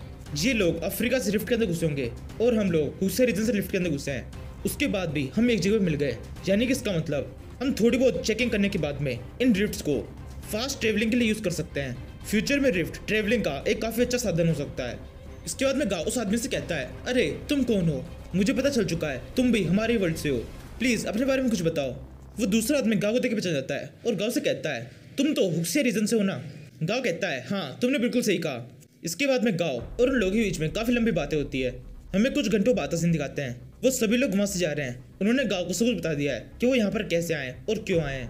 उन लोगों के पास जाने के बाद में लायन कहता है, ये लोग बिल्कुल बेवकूफ है। इन्होंने तुम्हें सब कुछ बता दिया। ये तुम्हारे लिए अच्छा है लेकिन उनके लिए थोड़ा खतरनाक हो सकता है। गाँव कहता है, हाँ तुमने बिल्कुल ठीक कहा। इन्होंने मुझे अपने बारे में सारी इन्फॉर्मेशन दे दी है। अगर मैं इस इन्फॉर्मेशन को ठीक तरह से यूज कर पाया तो मैं फिर से बहुत ज़्यादा अमीर हो जाऊंगा और ये मैं करके रहूंगा। जैसे मैं यहाँ से वापस जाऊंगा ये यूज शुरू हो जाएगा। लेकिन अभी के लिए मुझे फिनिक्स माउंटेन जाना है। यहाँ से सीन फिर से शिफ्ट होता है। हमें 3 दिन मगज निकालते हैं। गाँव को वहाँ पर घूमते हुए 3 दिन बीत चुके हैं। गाँव, लायन और सारे मोस्टर चल चलते उस फिनिक्स माउंटेन तक पहुँच चुके हैं। लायन गाँव से कहता है, मुझे पूरी पक्की तरह से पता है इस माउंटेन के ऊपर ही तुम्हें वो फ्रूट मिलेगा, लेकिन मुझे एग्जैक्टली नहीं पता वो कहाँ पर है। गाँव कहता है, इसमें दिक्कत वाली कोई बात नहीं है, हम यहाँ पर रहने वालों से पूछ सकते हैं। मुझे पूरा यकीन है उन्हें एग्जैक्टली पता होगा। लायन कहता है, तुम्हें यहाँ पर रहने वाला कहाँ मिलेगा? गाँव कहता है, मुझे वो पहले ही मिल चुका है। देखो वहाँ पर एक टर्टल है। इसके बाद में गाँव अपने सारे मोस्टर्स को इशारा करता है। सारे मोस्टर तुरंत जाकर उस टर्टल को घेर लेते हैं। फिर गाँव डाजी से कहता है, डाजी मेरे लिए मेरी बातों को ट्रांसलेट करो, उसको समझाओ मैं क्या कहना चाहता हूँ। इसके बाद में गाँव कहना शुरू करता है, टर्टल तुम्हें बिल्कुल भी डरने की जरूरत नहीं है। हम तुम्हें किसी भी तरह की चोट नहीं पहुंचाएंगे। हम बस जानना चाहते हैं क्या यहाँ पर आसपास में गेसा फ्रूट है? इस फ्रूट का यूज किसी मॉन्स्टर को बड़ा छोटा करने के लिए किया जाता है। क्या तुम्हें इसके बारे में कुछ पता है? फिर डाजी ट्रांसलेट करके उस मॉन्स्टर को समझा देता है। वो मॉन्स्टर बहुत डर जाता है और अपनी पूरी बॉडी को अपने शेल के अंदर कर लेता है। ये देखकर गोल्डी उस शेल के ऊपर लगातार लाते मारने लगता है और फिर इस मॉन्स्टर से कहता है, ए बाहर आओ, मेरे मास्टर तुमसे कुछ पूछना चाहते हैं। उन्होंने जो भी तुमसे पूछा है उसको ठीक ठीक जवाब दो। फिर गाँव गोल्डी को रोकता है और उस मॉन्स्टर के पास में आता है। मैं अपने मॉन्स्टर की तरफ से तुमसे माफी मांगता हूँ और मैं तुमसे वादा करता हूँ अगर तुम हमें जो पूछना चाहते हैं वो बता दोगे तो हम ऐसे चले जाएंगे और तुम्हें कुछ भी नहीं कहेंगे। ऐसा कुछ कहने के बाद में गाँव डाजी को इसे ट्रांसलेट करने के लिए कहता है। जिस सुनने का जो मॉन्स्टर कुछ कहता है डाजी बताती है, ये मॉन्स्टर कह रहा है इस माउंटेन के ईस्ट में यहाँ से 5 पहाड़ दूर वो गैसा फ्रूट पाए जाते हैं। गाँव जैसे ही सुनता है वो तुरंत उस शटल के ऊपर चढ़ जाता है और फिर से कहता है, बहुत अच्छी बात है कि तुम्हें उस जगह के बारे में पता है और मुझे ये बात भी अच्छी तरह से पता है कि यहाँ के मॉन्स्टर बहुत ज़्यादा अच्छे हैं। तुम मुझे खुद से ही उस जगह पे लेके जाना चाहते हो, अब मुझे उस जगह पे लेके जाओ। वो टर्टल मॉन्स्टर रोते हुए मना करने की कोशिश करता है। तभी उसी समय वो गोल्डी की तरफ देख लेता है और हाँ कह देता है। इसके बाद में वो काफी दूर तक चलते रहते हैं। एक जगह पहुंचने के बाद में वो टर्टल रुक जाता है और फिर कहता है, डाजी ट्रांसलेट करके गाँव को बताता है, ये टर्टल कह रहा है इससे आगे जाना बिल्कुल भी सेफ नहीं है। अब आगे जो अभी माउंटेन देख रहे हैं, इस माउंटेन के ऊपर बहुत सारे मॉन्स्टर्स रहते हैं। गैसा फ्रूट माउंटेन काफी बीच में मिलता है। उन मॉन्स्टर्स को सामने किए बिना उन गैस फ्रूट को पा पाना बिल्कुल नामुमकिन है, इसलिए इससे आगे मैं नहीं जाऊंगा। ये सुनकर गाओ उस टर्टल के ऊपर से नीचे उतर जाता है और फिर फ्लेमी से कहता है, फ्लेमी तुम जाओ, तुम मुड़ते हुए इस पूरे पहाड़ पे घूमो और पता लगाओ वो गैस फ्रूट कहाँ पर है, और तुम्हें जो कुछ भी दिखाई दे वो भी मुझे बताते रहना। ये सुनकर फ्लेमी हवा में उड़ जाती है। वो उस पूरे पहाड़ के ऊपर घूमने लगती है। उसे घूमते हुए सबसे पहले एक मॉन्स्टर दिखाई देता है जो कि लॉटियर का है। फ्लेमी से कहती है, मुझे यहाँ पे एक लॉटियर का मॉन्स्टर दिखाई दे रहा है। गाओ कहता है, उससे दूरी बना के रखो, बस तुम्हें देखना है गैस फ्रूट कहाँ पर है, किसी भी तरह से उस मॉन्स्टर को गुस्सा मत दिलाना। उसी समय फ्लेमी को उस मॉन्स्टर के ठीक पीछे वो गैस फ्रूट दिखाई दे जाते हैं जो कि एक पेड़ के ऊपर लगे हुए हैं। इसी समय वो मॉन्स्टर भी फ्लेमी को देख लेता है। तभी फ्लेमी गाओ से कहती है, मुझे वो गैस फ्रूट मिल चुके हैं, वो यहीं पर है, एक पेड़ के ऊपर लगे हुए हैं। गाओ कहता है, ठीक है, अब जल्दी से वापस आ जाओ। फ्लेमी कहती है, हाँ आ रही हूँ, लेकिन मैं बिल्कुल भी अकेले नहीं हूँ। यहाँ पर एक मॉन्स्टर है जो कि मेरे पीछे पड़ गया है, ये लॉटियर का है और उड़ सकता है। गाओ उस मॉन्स्टर को दिखता है। गाओ का इंटरफेस होता है जिसमें लिखा है मॉन्स्टर लेवल 49 लॉटियर, monster name steel bladed beast. गाओ से देखकर डाजी से कहता है, डाजी तुम्हें आगे बढ़कर उससे फाइट करनी होगी क्योंकि वहाँ पर डाजी है जो उड़ सकता है। ये कहने के बाद में गाओ डाजी और उस मॉन्स्टर के साइज को कंपेयर करने लगता है और फिर अपना मन बदल लेता है। वो डाजी से कहता है, डाजी तुम्हें उस मॉन्स्टर के ऊपर इलेक्ट्रिक शॉक अटैक बिल्कुल भी नहीं करना है, तुम्हें ये अटैक गोल्डी के ऊपर करना है, जल्दी से गोल्डी के ऊपर इलेक्ट्रिक शॉक अटैक करो। डाजी वैसा ही करता है। वो बिना कुछ सोचे गोल्डी के ऊपर जोर से इलेक्ट्रिक शॉक अटैक कर देता है। फिर इसके बाद में डाजी के इलेक्ट्रिक शॉक के कारण गोल्डी का साइज बढ़ने लगता है। इसी समय वो स्टील ब्लेड बीस्ट जो कि फ्लेमी का पीछा कर रहा होता है, वो फ्लेमी से कहता है, मुझे नफरत है ऐसे मॉन्स्टर से जिनका साइज मुझसे बड़ा हो। ये कहते वो बीस्ट अपने साइज को बढ़ाने लगता है और फिर अपने साइज को काफी ज्यादा बढ़ाने के बाद में फ्लेमी के ऊपर एक अजीब सा विंग अटैक करता है। फ्लेमी भी खुद को बचाने के लिए फेदर फायर अटैक का यूज करती है, लेकिन फ्लेमी का अटैक काफी ज्यादा वीक होता है। फ्लेमी का वो फेदर फायर अटैक उस मॉन्स्टर के विंग अटैक को नहीं रोक पाता और फ्लेमी बुरी तरह घायल होकर जमीन पे गिरने लगती है। ये देखकर गाओ बहुत ज्यादा हड़बड़ा जाता है। वो बस चिल्लाए कहता है, कोई जाके फ्लेमी की मदद करो।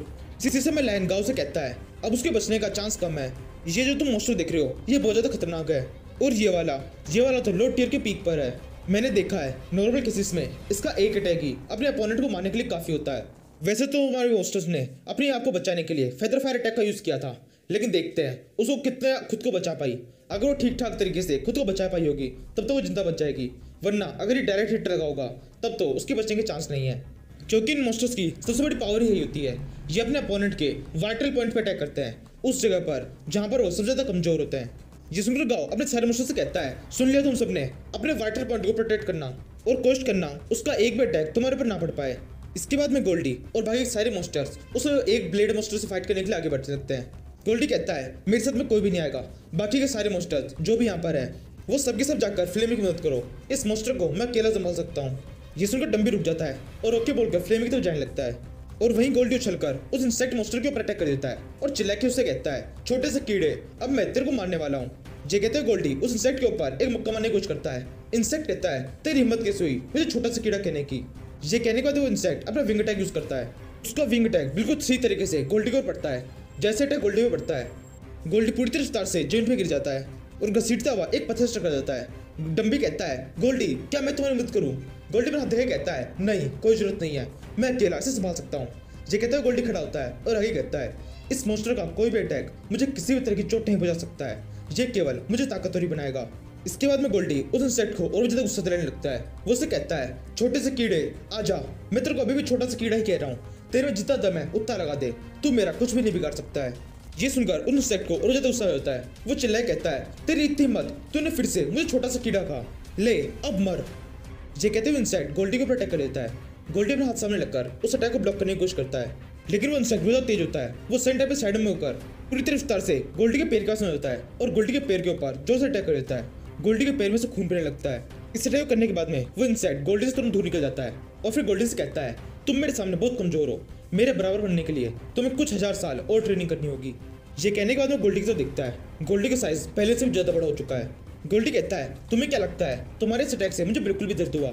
नहीं, ऐसा बिल्कुल भी नहीं है, तुम्हारे अटैक केवल मुझे पावरफुल बना रहे हैं। इन छोटे मोटे चीटी जैसे अटैकों से मुझे कुछ भी नहीं होगा, कुछ बड़ा करो जो तुम कर सकते हो। ये सुनकर गाँव सोचने लगता है, गोल्डी इतने बड़े बड़े डायलॉग क्यों मार रहा है? मैं समझ रहा हूँ वो क्या करना चाहता है। वो इस इंसेक्ट को ज्यादा से ज्यादा गुस्सा दिलाना चाहता है ताकि वो अपनी पूरी पावर से गोल्डी को ऊपर अटैक करे और गोल्डी का साइज बढ़ता रहे। इसी समय गोल्डी अपनी बॉडी के मसल्स को लगातार एक्टिवेट करता जा रहा है, जिससे उसका साइज बढ़ रहा है और साथ में उसका ब्लड लॉस भी कम से कम हो रहा है। गोल्डी केवल एक ही अटैक से इस फाइट को खत्म करना चाहता है। वो बस सही मौके का इंतजार कर रहा है और तब तक केवल उस मॉन्स्टर को गुस्सा दिला रहा है। गांव को तो ये सब समझ में आ गया, लेकिन डम्बी और बाकी मॉन्स्टर्स को कुछ भी समझ में नहीं आया है। वो बस गोल्डी को पिटते हुए देख रहे हैं और वही वो इंसेक्ट सोच रहा है इसका साइज लगातार बढ़ता जा रहा है, इसलिए मुझे इस फाइट को जल्दी खत्म करना होगा। मेरे को अभी स्टार्टिंग में ही फास्ट अटैक करने चाहिए। ये सोचने के बाद वो मॉन्स्टर गोल्डी के ऊपर हर तरफ से अटैक करने लगता है। वो अपनी स्पीड को बहुत ज़्यादा बढ़ा देता है। उस मॉन्स्टर की स्पीड इतनी ज़्यादा है कि वो एक जगह पे दिखाई भी नहीं दे रहा। उस मॉन्स्टर ने उड़ उड़ के गोल्डी की पूरी बॉडी पर कई जगहों पे कट लगा दिए हैं और इस सब से गोल्डी अब बहुत ज़्यादा बड़ा हो गया है। गांव को इंटरफेस शो होता है जिसपे लिखा है हैवी इंजरी और अब वो इंसेक्ट मॉन्स्टर बहुत ज़्यादा डर चुका है। वो कहता है ये सब क्या हो रहा है, ये मॉन्स्टर अभी भी बड़ा होता जा रहा है। तभी गोल्डी कहता है आ जाओ, मज़ा आ रहा है, अब तो लगा दो कितनी ताकत है तुम्हारे अंदर, अपना आखिरी अटैक करो, जो भी तुम कर सकते हो वो करो। इंसेक्ट कहता है तो फिर ठीक है, अब तुम मरना चाहते हो तो यही सही। ये कहते हो इंसेक्ट अपने दोनों हाथों को सामने तरफ करके गोल्डी की तरफ पूरी तरह से उड़ता हुआ जाता है। फिर गोल्डी कहता है यही सही समय है अभी। ये कहने के बाद में गोल्डी अपने हाथों जोर से घुमाता है और अपने एक ही हाथ से उस मॉन्स्टर को अपनी मुट्ठी में पकड़ लेता है और फिर उससे कहता है तुमने मुझे अभी तक जितनी भी चोट पहुंचाई उसका बदला मैं एक ही बार में ले लूंगा। ये कहने के बाद में गोल्डी अपनी मुट्ठी को पूरी ताकत से बंद करता है और उस इंसेक्ट का चूरा कर देता है। इसके बाद में गांव फ्लोरा से कहता है फ्लोरा ये फाइट खत्म हो चुकी है, गोल्डी की बॉडी के ऊपर काफी सारी चोटें लगी है, गोल्डी की बॉडी को हील करो। फ्लोरा वैसा ही करती है, वो अपनी बॉडी के सारे पंखों को यूज करके गोल्डी को हील कर देती है। गोल्डी खुश हो जाता है और कहता है अब अच्छा लग रहा है, मेरी सारी चोटें पूरी तरह से ठीक हो चुकी है। और वहीं फ्लोरा बहुत ज़्यादा उदास हो जाती है। वो कहती है अब मैं अच्छी नहीं लग रही, मेरी बॉडी के सारे बाल सारे पंख गायब हो चुके हैं। तभी डम्बी फ्लोरा के पास में आता है और उसके सर पे एक पत्ता रखता है और उसे कहता है अब तुम अच्छी लग रही हो, तुम हमेशा अच्छी ही लगती हो। ये सुनकर फ्लोरा बहुत खुश हो जाती है।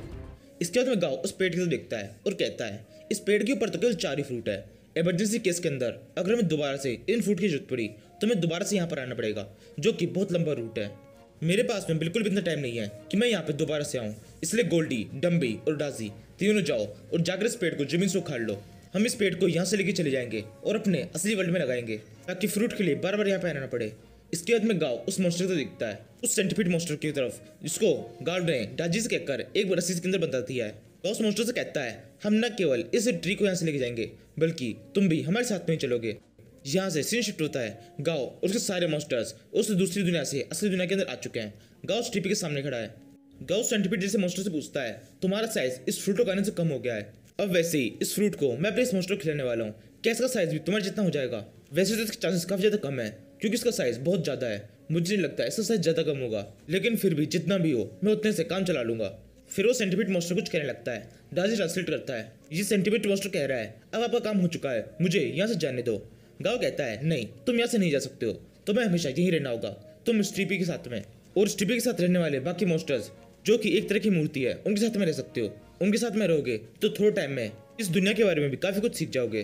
वो सेंटीपीड मॉन्स्टर कुछ कहने लगता है, डाजी ट्रांसलेट करता है, वो कहता है सेंटीपीड मॉन्स्टर कह रहा है कि वो आपके साथ में कॉन्ट्रैक्ट बनाने के लिए तैयार है, लेकिन उसकी एक शर्त है, वो कभी भी आपके कमांड्स को नहीं मानेगा, वो वही करेगा जो वो करना चाहता है, आप कभी भी उसे उसके साइज को बढ़ाने के लिए प्रेशर नहीं करेंगे। इसमें गांव अपने अंगूठे के ऊपर एक चीरा लगाता है और फिर कहता है ठीक है मुझे इससे कोई प्रॉब्लम नहीं है। ये कहने के बाद में गांव उस सेंटीपीड मॉन्स्टर के साथ में कनेक्शन बना लेता है। इसके बाद में गांव उस गैस फ्रूट को बाहर निकलता है और फिर स्ट्रीपी को देखते हुए कहता है स्ट्रीपी देखो मैं तुम्हारे लिए क्या लेके आया हूँ, जब तुम इस फ्रूट को खा लोगी तब तुम्हारा साइज काफी ज्यादा कम हो जाएगा। स्ट्रीपी कहती है तब तो मुझे इसे नहीं खाना, मेरा साइज जब कम हो जाएगा तब मैं तुम्हें प्रोटेक्ट कैसे करूंगी, मैं बहुत ज्यादा कमजोर हो जाऊंगी। गांव कहता है नहीं ऐसा बिल्कुल भी नहीं होगा, तब भी तुम पावरफुल रहोगी और मुझे इस बात से कोई फर्क नहीं पड़ता कि तुम मुझे प्रोटेक्ट कर पाती हो या नहीं, तुम मेरे साथ में हो यही मेरे लिए काफी है। ये सुनकर स्ट्रीपी हाँ कह देती है। इसके बाद में गांव फ्लेमी की मदद से उस फ्रूट को स्ट्रीपी के मुंह में डलवा देता है। जैसे स्ट्रीपी उस फ्रूट को खाती है स्ट्रीपी का साइज काफी तेजी से कम होने लगता है। अब स्ट्रीपी का साइज काफी ज्यादा कम हो गया है, लेकिन अभी भी वो गांव की सबसे बड़ी मॉन्स्टर है, उसका साइज अभी भी नॉर्मल से काफी ज्यादा है। इसके बाद में गोल्डी गांव से कहता है हमारे साथ में अब एक नया मॉन्स्टर है, मैं चाहता हूँ कि मैं इसको ट्रेन करूँ, इसको सिखाऊं इस दुनिया के अंदर कैसे रहते हैं। ये कहते हुए गोल्डी उस सेंटीपीड की तरफ इशारा कर रहा होता है। डाजी कहती है हाँ मैं भी मदद करूंगा, बहुत मजा आएगा किसी को सिखाने में। सेंटीपीड मॉन्स्टर कहता है नहीं मुझे तुम्हारी बिल्कुल मदद नहीं चाहिए और तुम मुझे बिल्कुल कमजोर मत समझो। गोल्डी तुमने मुझे हरा दिया था क्योंकि मैं थोड़ा सा केयरलेस हो गया था, लेकिन अगर मैं थोड़ा सही से अटैक करता तो तुम हार जाते। इसी से मैं गांव अपने सारे मॉन्स्टर देख के सोचता है मेरे पास में अब काफी सारे मॉन्स्टर्स हो गए हैं, हर टाइप का मेरे पास एक ना एक मॉन्स्टर तो है ही। इसी समय गांव के ग्रैंड फादर पे जाते हैं और गांव से कहते हैं हाँ तुम्हारी टीम काफी ज्यादा शानदार हो गई है, मुझे पता चला गोल्डी ने तुम्हारे उस मिशन के अंदर तुम्हारी कितनी मदद की, इसलिए गोल्डी के लिए मैं कुछ लेके आया हूँ। ये कहते हुए गांव के ग्रैंडफादर अपने ड्रैगन को इशारा करते हैं, वो ड्रैगन अपने हाथ में से कुछ एक्स को नीचे गिराता है और फिर गाँव के ग्रैंडफादर गोल्डी से कहते हैं, गोल्डी ये तुम्हारे लिए है। गोल्डी उस एक्स को उठाता है और कहता है, ये तो काफी ज्यादा हल्की है, क्या इससे भारी कोई है? गाँव कहता है, जो मिल रहा है वो रखो, ज्यादा नखरे मत दिखाओ, अगर नहीं चाहिए तो ये भी नहीं मिलेगी। गोल्डी कहता है, नहीं नहीं कोई बात नहीं, मैं इसी को रख लेता हूँ। इसके बाद में गाँव अपने ग्रैंडफादर से कहता है, ये एक्स थोड़ी देखी देखी सी लग रही है। गाँव ग्रैंडफादर कहता है, हाँ ये वही है, तुम उस दूसरी दुनिया के अंदर गए थे, वहां पर उन मॉन्स्टर्स के पास में ऐसी एक्स थी। एक एक्स को हम अपने साथ में लेके आ गए थे, उसी एक्स में थोड़े से मॉडिफिकेशन करने के बाद में हमने ये वाली बनाई है। गाँव कहता है, ये तो काफी सही हुआ। वैसे आपने उन लोगों के बारे में पता लगाया जो कि मुझे उस दूसरे वर्ल्ड के अंदर मिले थे, वो अफ्रीका से थे। गाँव ग्रैंडफादर कहता है, हाँ हमने उनके बारे में पता लगा लिया है, जैसा तुमने बताया था उनका बेस लोकेशन सिटी के अंदर ही है। गाँव कहता है, उन लोगों ने जो बताया था कि लोकेशन सिटी से 1000 किलोमीटर दूर कोई जगह है जहाँ पर उन्होंने अपनी लेबोरेटरी बना रखी है। मैंने यहाँ पर आने के बाद में उन लोगों से बात कर ली है, वो हमारे साथ में काम करने के लिए तैयार है। गाँव ग्रैंडफादर कहते हैं, इतना ज़्यादा काम मत किया करो, तुम अभी भी तो उस दुनिया से वापस आए हो, तुम्हें थोड़ी टाइम आराम करना चाहिए, इधर उधर घूमना चाहिए। गाँव कहता है, आप बिल्कुल सही कह रहे हैं, लेकिन अभी बिल्कुल भी मेरे पास आराम करने का समय नहीं है। मेरे को एक आदमी से मिलने जाना है जिसका नाम जेलम है। वो येलो नेशन कैपिटल की किसी जगह में रहता है, उससे मेरा एक पुराना हिस्सा बाकी है, अब मैं उससे मिलने के लिए जाऊंगा। गाँव ग्रैंडफादर कहता है, मैं तुम्हें रोक नहीं सकता हूँ, तुम अडल्ट हो चुके हो, मैं बस तुम्हारे जाने की तैयारी करा सकता हूँ। तुम्हारी छोटी जेलीफिश के अंदर मैं सारा खाने का इंतजाम करा देता हूँ, तुम जब भी चाहो तब सफर के लिए निकल सकते हो। इसके बाद में गाँव थोड़े टाइम के लिए आराम करने के लिए चला जाता है। वो स्ट्रीपी के ऊपर आराम से बैठ जाता है और स्ट्रीपी इधर से उधर पूरी जंगल के अंदर भागती रहती है। इसके बाद में सीन शिफ्ट होता है, हम देखते हैं गाँव किसी बहुत ही ठंडे इलाके में है। गाँव के साथ में उसका लायन भी है। वो लायन उस ठंडी जगह के ऊपर एक छोटा सा पूल देखता है जिसके अंदर बहुत सारा पानी है। उस पानी को देख कहता है, ये पानी मेरे लिए काफी ज्यादा अच्छा है, बस तुम मेरा यहीं वेट करो, मैं 1 मिनट में आता हूँ। ये कहते हुए लायन उस तालाब के अंदर कूद जाता है। गाँव सोचने लगता है, मैंने भी इस बारे में पढ़ा था, उस स्क्रीन विंडो के ऊपर उस पर लिखा होता इस लायन के लिए एक्सट्रीम कोल्ड वाटर काफी ज्यादा बेनिफिशियल होता है। इसी से मैं गाँव को एक स्क्रीनशॉट होती है जिसके ऊपर लिखा हुआ है, ये लायन लो टियर पहुंच चुका है, लेवल 41। ये देखकर गाँव बहुत चौंक जाता है। गाँव कहता है, ऐसा कैसे हुआ, तुम एकदम से लो टियर पे कैसे पहुंच गए? इसके बाद वो लायन उस ठंडे तालाब में से बाहर निकलने लगता है।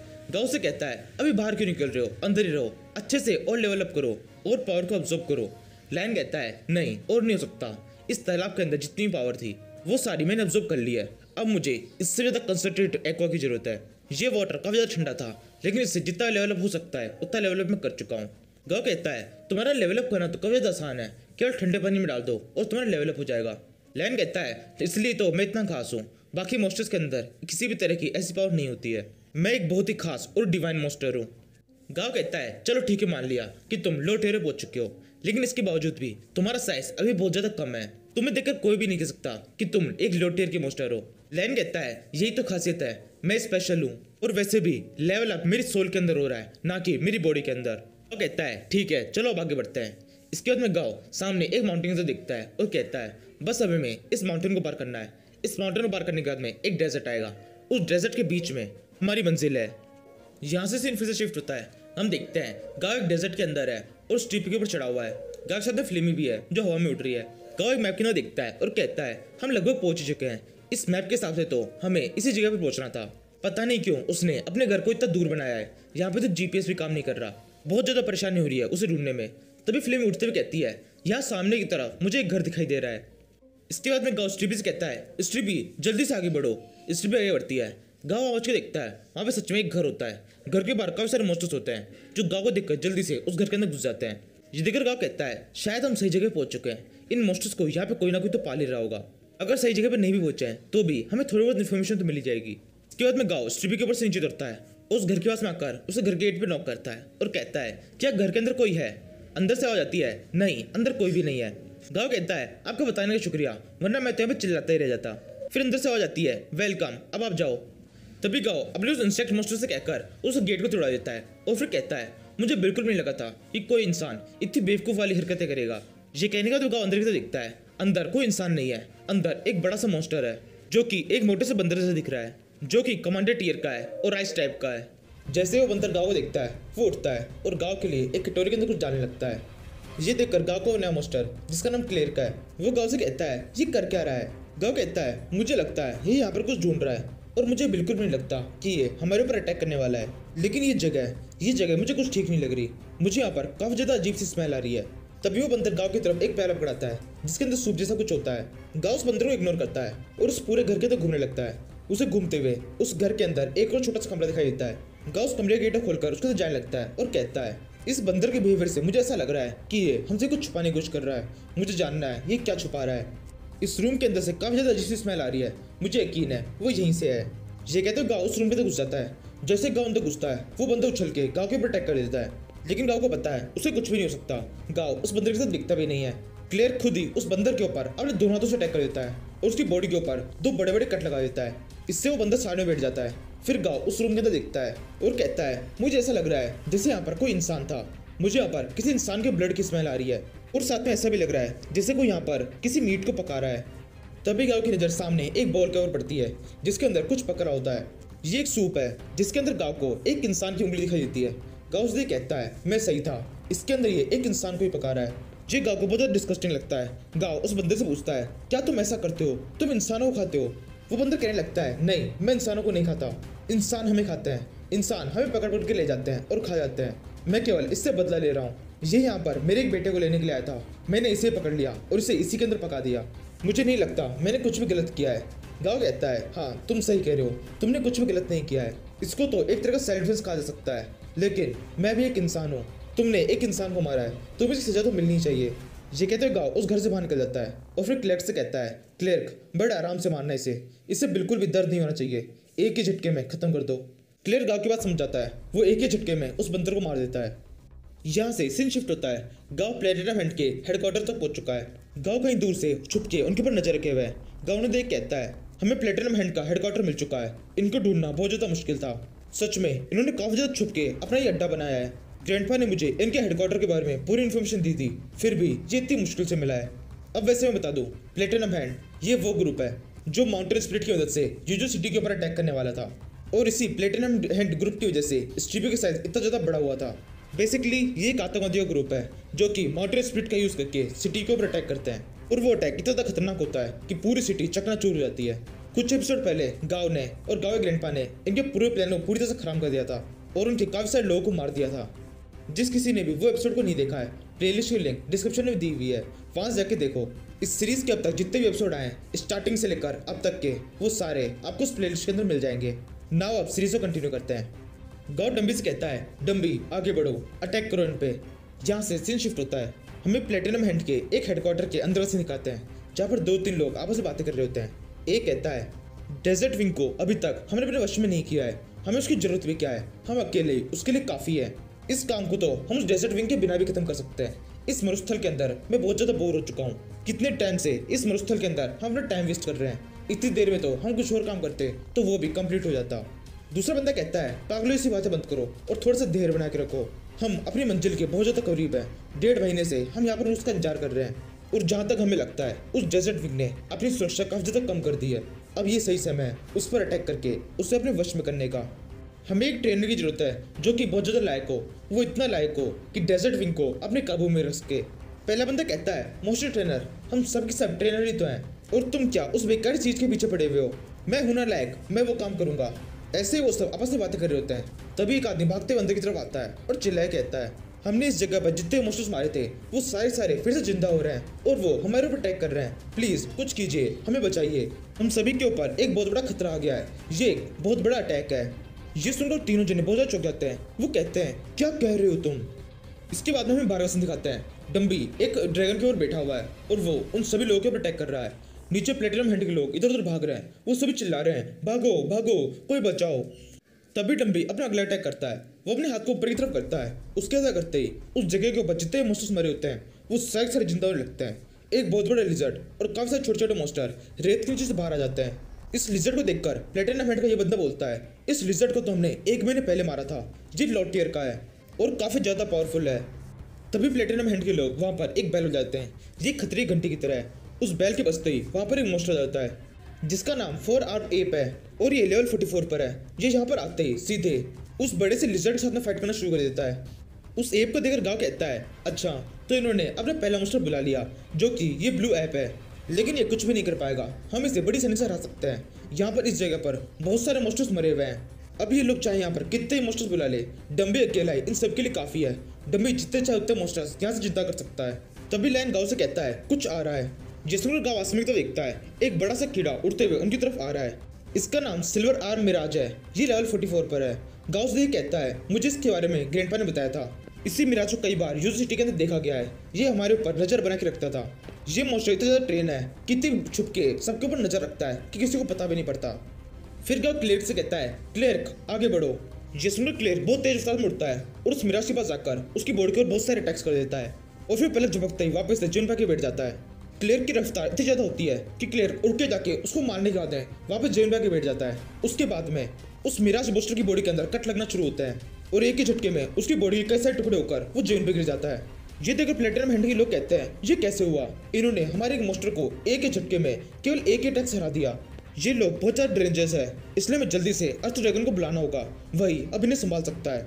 उस बंदे कितना कहते ही वहां पर एक ऑरेंज कलर का वहां पर एक पर्पल रंग का ड्रैगन आ जाता है जो कि लेवल 45 पर है। गाँव इस बार अपने लायन को उससे फाइट करने के लिए आगे बैठता है। वो लायन कोई स्पेशल टाइप का अटैक करता है। वो अपनी आंखों में कुछ अजीब सी लाइट ले आता है जिससे उस ड्रैगन के हाथ पांव जमना शुरू हो जाते हैं। फिर वो लायन कहता है, मैं एक हाई लेवल का मॉन्स्टर हूँ, मेरे लिए इतने छोटे मॉन्स्टर तो फाइट करना बिल्कुल भी सही नहीं है, ये मेरे लिए एक बेइज्जती की तरह है। गाँव कहता है, ज्यादा बातें मत बनाओ, जल्दी से इसे खत्म करो। लायन कहता है, नहीं, मैं इसके अंदर फाइट नहीं करूंगा, मैं इसको मारना नहीं चाहता, मेरे को इसको मारने में बिल्कुल ही मजा नहीं आएगा, इसलिए मैं इसको ट्रैप कर दूंगा। ट्रैप करने के बाद में इसके अंदर खेलने में बहुत मजा आएगा। ये कहते हुए लायन अपनी स्किल यूज करता है। उसके ऐसा करने से उस ड्रैगन के आसपास में आइस के पिलर्स बन जाते हैं और वो ड्रैगन उन पिलर्स के बीच में कैद हो जाता है। गाँव लायन से कहता है, ये पिलर यहाँ पे काम नहीं आएंगे, ये अर्थ ड्रैगन बड़ी आसानी से इन सारे पिलर्स को तोड़ देगा। इस टाइम पे हम एक डेजर्ट के अंदर है, यहाँ का एनवायरनमेंट हमारे हिसाब से सही नहीं है। लायन कहता है, चिंता मत करो, कुछ भी नहीं होगा। ये कहते हुए लायन उस आइस के पास में आता है और उसके ऊपर अपना हाथ लगाता है। उसके साथ करते ही उस ड्रैगन की पूरी बॉडी बर्फ के अंदर जमने लगती है। अब उस ड्रैगन के मुख के अलावा उसकी पूरी बॉडी बर्फ के अंदर जम चुकी है। लायन कहता है, अब इस बर्फ को तोड़ना बिल्कुल नामुमकिन है।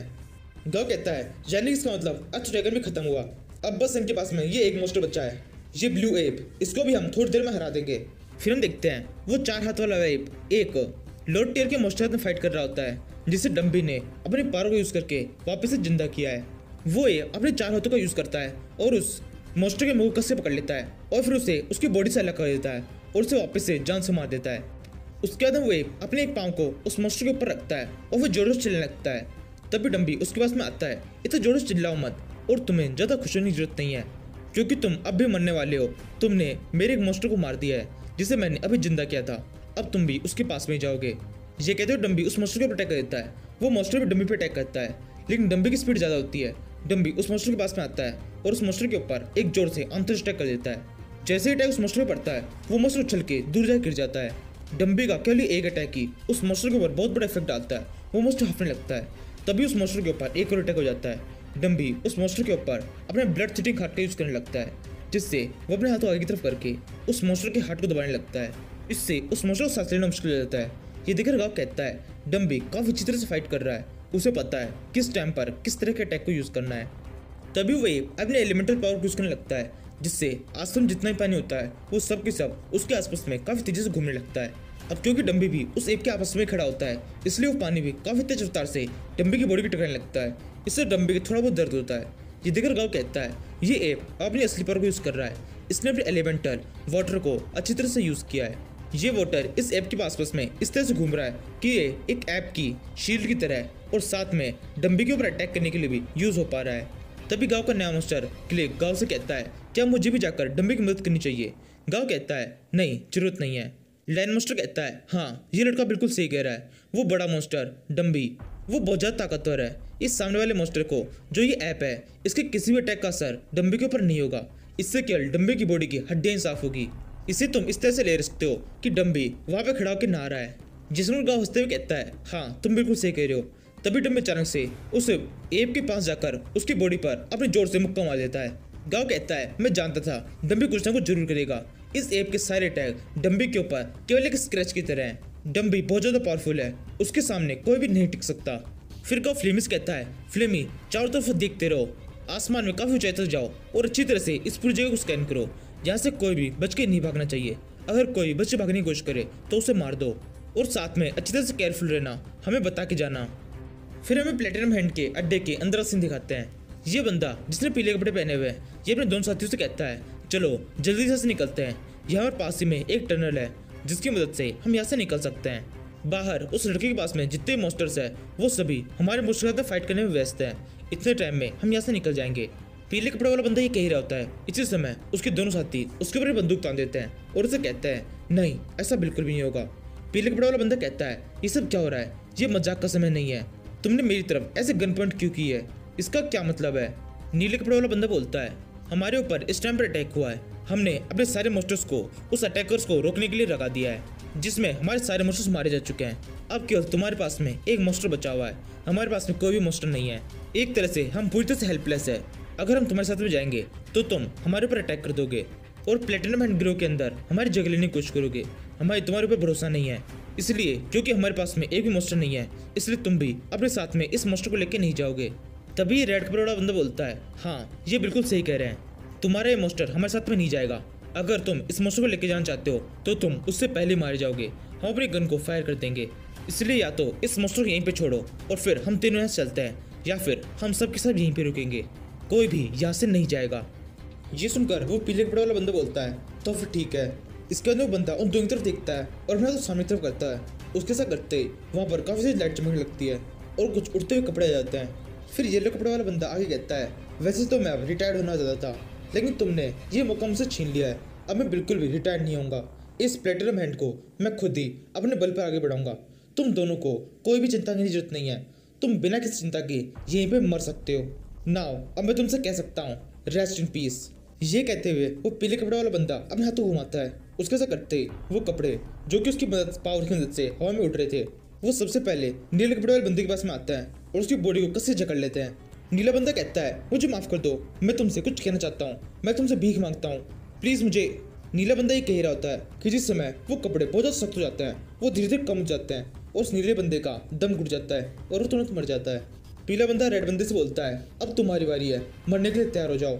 ये कहने वाले पीले बंदा वापस से अपने हाथों घुमाता है। उसके साथ करते ही एक और कपड़ा एकदम से पूरी स्ट्रेट हो जाता है, वो एक तलवार के जैसे हो जाता है और फिर बहुत तेज तार से उस रेड बंदे की तरफ बढ़ने लगता है। लेकिन तभी वहाँ पर कुछ अजीब सा होता है, वो कपड़ा बड़ी आसानी से उस रेड बंदे की बॉडी के आर पार हो जाता है। ये होने के बाद पीला बंदा कहता है तो ऐसा हुआ है, इस रेड बंदे ने पहले ही हमारे साथ में एक गद्दारी कर दी है। ये रेड बंदा यहाँ पर था ही नहीं, केवल यहाँ पर इसका एक भ्रम था जिससे हमें लगता रहा कि ये यहीं पर ही है। इसके बाद में सीन शिफ्ट होता है, हम इस ओरिजिनल रेड बंदे को देखते हैं जो कि वहाँ से भागते हुए जा रहा होता है। वो भागते हुए सोचता है वो भ्रम काफ़ी लंबे टाइम तक नहीं चलेगा, मुझे जल्दी से यह जितना हो सके उतना दूर निकलना होगा। इसी समय उस रेड बंदे के आसपास में 4-5 आइस क्यूब्स बन जाते हैं और फिर पलक झपकते ही उस रेड बंदे की पूरी बॉडी बर्फ के अंदर जमना शुरू हो जाती है। हम देखते हैं ये सब कुछ गाँव ने किया होता है अपने उस प्लेयर की मदद से। गाँव उस रेड बंदे से बोलता है कहीं भाग रहे हो, नहीं भाग पाओगे। इसी समय डम्बी वहाँ पर जाता है। डम्बी के पास में वो पीले कपड़े वाला आदमी होता है। डम्बी उस आदमी को जोर से जमीन पर गिरा देता है। उस पीले बंदे की हालत बहुत ज़्यादा खराब होती है, उसकी बॉडी के ऊपर काफ़ी सी चोटें लगी होती है। रेड बंदा बोलता है इसकी हालत तो काफ़ी ज़्यादा खराब है, मुझे बिल्कुल भी यकीन नहीं हो रहा।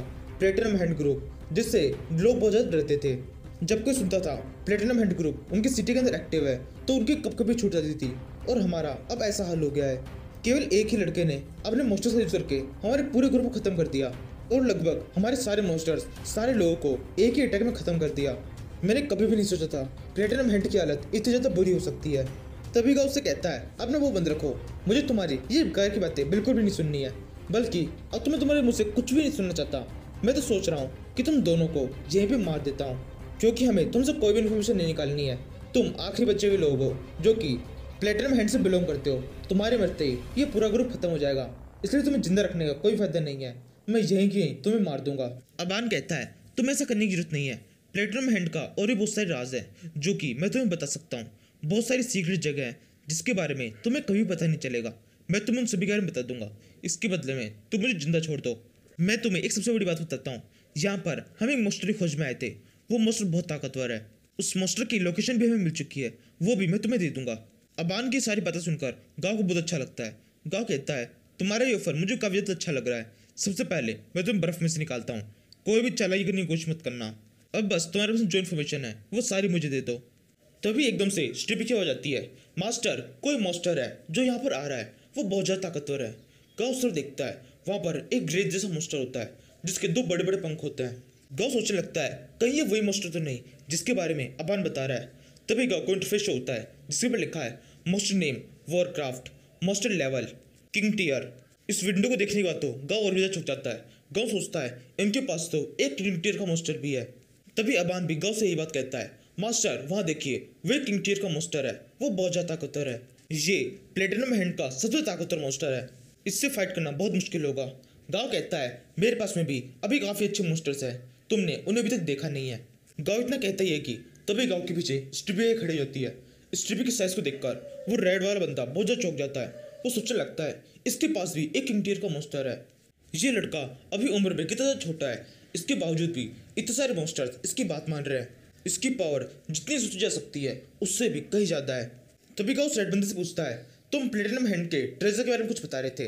अबान कहता है हाँ, हमारे पास में एक बहुत अच्छा ट्रेजर है।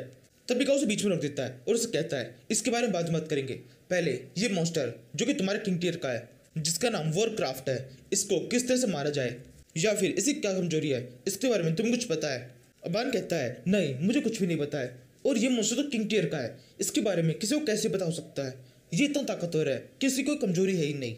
वैसे इसमें कोई भी घबराने वाली बात नहीं है, आपके पास में भी एक किंग टियर का मॉन्स्टर है, आपको कोई ना कोई रास्ता तो मिल ही जाएगा। गांव कहता है तुम्हारे पास में कहने के लिए केवल इतना ही है, इतना काफ़ी नहीं है। अब मुझे तुम्हारा यूज़ थोड़ा सा कम लग रहा है, तुम्हें जिंदा रखने के लिए तुम्हारा इतना सा यूज़ काफ़ी नहीं है। फिर गांव डम्बी को कुछ इशारा करता है। डम्बी गांव को इशारा समझ जाता है। वो तुरंत अबान को अपने हाथ से पकड़ लेता है और उसे दबाने लगता है। अबान कहता है प्लीज़ 1 मिनट रुको, मेरी बात सुनो, मुझे अभी भी उस ट्रेजर के बारे में बताए। प्लेटिनम हैंड के पास में एक बहुत अच्छा ट्रेजर है, उसके बारे में मैं तुम्हें सब कुछ बता दूंगा। गांव कहता है प्लेटिनम हैंड एक टेररिस्ट ग्रुप है, इसके किसी भी खजाने की मुझे ज़रूरत नहीं है, स्पेशली तुमसे जानने की जरूरत है ही नहीं, हम खुद उसके बारे में पता लगा सकते हैं। इसी तरह से गांव और अबान के बीच में बात चल रही होती है। तभी वो वॉरक्राफ्ट मॉन्स्टर गांव के ऑफिस पहुंच जाता है और चिल्ला कहता है तुम्हारी हिम्मत कैसे हुई मुझे इग्नोर करने की, यहाँ पर मैं भी हूँ, मैं तुमसे फाइट करने के लिए आया हूँ। गांव उस मॉन्स्टर से कहता है तुम एक किंग टियर के मॉन्स्टर हो, हम तुमसे फाइट करना नहीं चाहते हैं, तुम यहाँ से चले जाओ, ना हम तुम्हें कुछ करेंगे ना तुम हमें कुछ करना। वॉरक्राफ्ट मॉन्स्टर कहता है ये पूरा रेगिस्तान मेरा है, मुझे बिल्कुल पसंद नहीं है कोई इस तरह से इस रेगिस्तान के अंदर घुसा है, मैं तुम्हें ऑर्डर देता हूँ यहाँ से चले जाओ, मैं तुम्हें जिंदा छोड़ दूंगा। गांव कहता है नहीं, ऐसा बिल्कुल भी नहीं होगा, हमें यहाँ पर आए हुए काफ़ी ज़्यादा टाइम हो चुका है, हम बहुत ज़्यादा थक चुके हैं, हम यहीं कहीं आसपास में आराम करने वाले हैं, हम अभी यहाँ से नहीं जाएंगे। जो सुनकर उस वर्कआउट मॉन्स्टर को और ज़्यादा गुस्सा आ जाता है। वो चिल्लाए कहता है तुम्हारी हिम्मत कैसे हुई मेरे ऑफर को टालने की, मैं इस पूरे रेगिस्तान का राजा हूँ, कोई भी मेरे ऑफर को डिसरिस्पेक्ट नहीं कर सकता, अब तुम्हें इसकी कीमत चुकानी होगी। उस मॉन्स्टर की ऐसी धमकियां सुनकर गांव को बिल्कुल भी डर नहीं लगता। गांव कहता है मेरे को तुमसे डरने की बिल्कुल भी जरूरत नहीं है, मेरे पास में इतने ताकतवर मॉन्स्टर है कि वो तुम्हें 1 सेकंड में खत्म कर सकते हैं। गांव के इतना कहने के साथ ही गांव के सामने स्ट्रिपी खड़ी हो जाती है। फिर गांव उस मॉन्स्टर से कहता है आ जाओ, अब दिखाओ तुम्हें कितनी पावर है। ये सुनकर वॉरक्राफ्ट मॉन्स्टर स्ट्रिपी के पास में आता है और उसके मुक्का मारता है। इससे स्ट्रिपी कुछ भी नहीं होता, बल्कि स्ट्रिपी का साइज बढ़ने लगता है। स्ट्रिपी का साइज बढ़ते बढ़ते उसके ओरिजिनल फॉर्म में आ जाता है। ये देखकर वॉरक्राफ्ट मॉन्स्टर बहुत चुप जाता है। वो सोचता है कि चंद से क्या हो रहा है, ये मॉन्स्टर इतनी तेजी से बड़ा कैसे हो रहा है। इसको देखकर ऐसा लग रहा है जैसे रेगिस्तान के अंदर एक पहाड़ बन गया है। तभी स्ट्रिपी अपने फुल फॉर्म में आ जाती है। स्ट्रिपी की एक आंख भी इतनी ज़्यादा बड़ी है कि वो वॉरक्राफ्ट मॉन्स्टर उसके सामने बहुत छोटा लग रहा है। स्ट्रिपी को स्किल यूज करती है जिससे उस वॉरक्राफ्ट मॉन्स्टर के हाथ में जकड़ जाते हैं। फिर स्ट्रिपी उस वॉरक्राफ्ट मॉन्स्टर को जोर से उछाल देती है, वो कहीं दूर अंतरिक्ष से चला जाता है। गांव पृथ्वी देखने लगता है और सोचता है स्ट्रिपी ने इसे कब ज़्यादा आसानी से हरा दिया, मेरे को स्ट्रिपी से यही उम्मीद थी, उसकी पावर बहुत ज़्यादा है और अब तो वो वापस से अपने फुल फोर्स पे आ चुकी है, तब तो उसके सामने कोई भी नहीं टिक सकता है। फिर गांव डम्बी को देखने लगता है। डम्बी के हाथ में एक स्कार्फ होता है। ये स्कार्फ नॉर्मल नहीं है, ये एक तरीके का मॉन्स्टर है। गांव जब उस मॉन्स्टर को देखता है तब गांव को पता पड़ता है इसका नाम रेजिक स्टाफ डीमन है, जो कि लेवल 43 पर है। प्लेटिनम हेल्थ का पीले वाला बंदा इसी स्कार्फ का यूज़ अपने साथियों को मारने के लिए कर रहा था। फिर गांव उस रेड वाले बंदे को देखता है और फिर सोचने लगता है अब बारी आ गई है, मैं इसको अच्छी तरह से पीटूं और उसके बाद जो भी इन्फॉर्मेशन है वो सारी ले लूँ। तभी गांव का लायन गांव से कहता है वैसे तुम इस स्कार्फ मॉन्स्टर क्या करने वाले हो, क्या तुम इसे मार दोगे।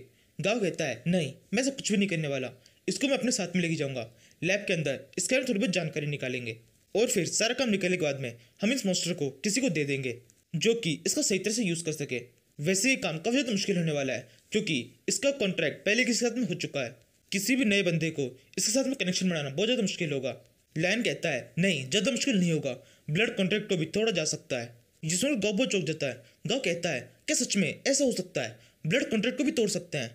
लायन कहता है हाँ, ऐसा किया जा सकता है, इसके लिए एक स्पेल होता है, इस स्पेल को यूज़ करते वक्त अगर मॉन्स्टर और उसका ओनर दोनों एक दूसरे के साथ में न रहना चाहे तो दोनों अलग हो सकते हैं, लेकिन अगर उस स्पेल को सही तरह से यूज़ ना किया जाए, गलत हाथों में पड़ने पर उस स्पेल की मदद से किसी भी मॉन्स्टर को अपने काबू में किया जा सकता है, चाहे वो किसी के साथ भी ब्लड कॉन्ट्रैक्ट में जुड़ा हुआ हो। मॉन्स्टर चाहे कितना भी ताकतवर हो, अगर स्पेल का सही तरह से यूज हुआ तो काबू में आ जाएगा। जिसमें गाँव कहता है ये तो बहुत ज़्यादा खतरनाक है, हमें इसके बारे में ग्रैंडपा से बात करनी होगी। अगर अर्थ पे सभी लोगों को इस स्पेल के बारे में और इस स्पेल के एग्जिस्टेंस के बारे में पता चल गया तो बहुत ज़्यादा तबाही मच सकती है। फिर गाँव उस लैन को एक फ्रूट जैसा कुछ देता है और उसे कहता है तुमने आज हमारी काफ़ी मदद की है, इस फ्रूट को एज ए गिफ्ट तुम अपने पास में रख सकते हो। जिसमें को लैन बहुत खुश होता है और उस फ्रूट को रख लेता है। ना यहीं पर इस सीरीज़ का ये एपिसोड खत्म होता है। अब किसी ने भी इस सीरीज़ के स्टार्टिंग एपिसोड नहीं देखे हो तो डिस्क्रिप्शन के अंदर आपको प्लेलिस्ट की लिंक मिल जाएगी, वहाँ से जाकर आप सारे एपिसोड्स को देख सकते हैं। ये सीरीज़ बहुत शानदार है, जस्ट ट्राई वंस।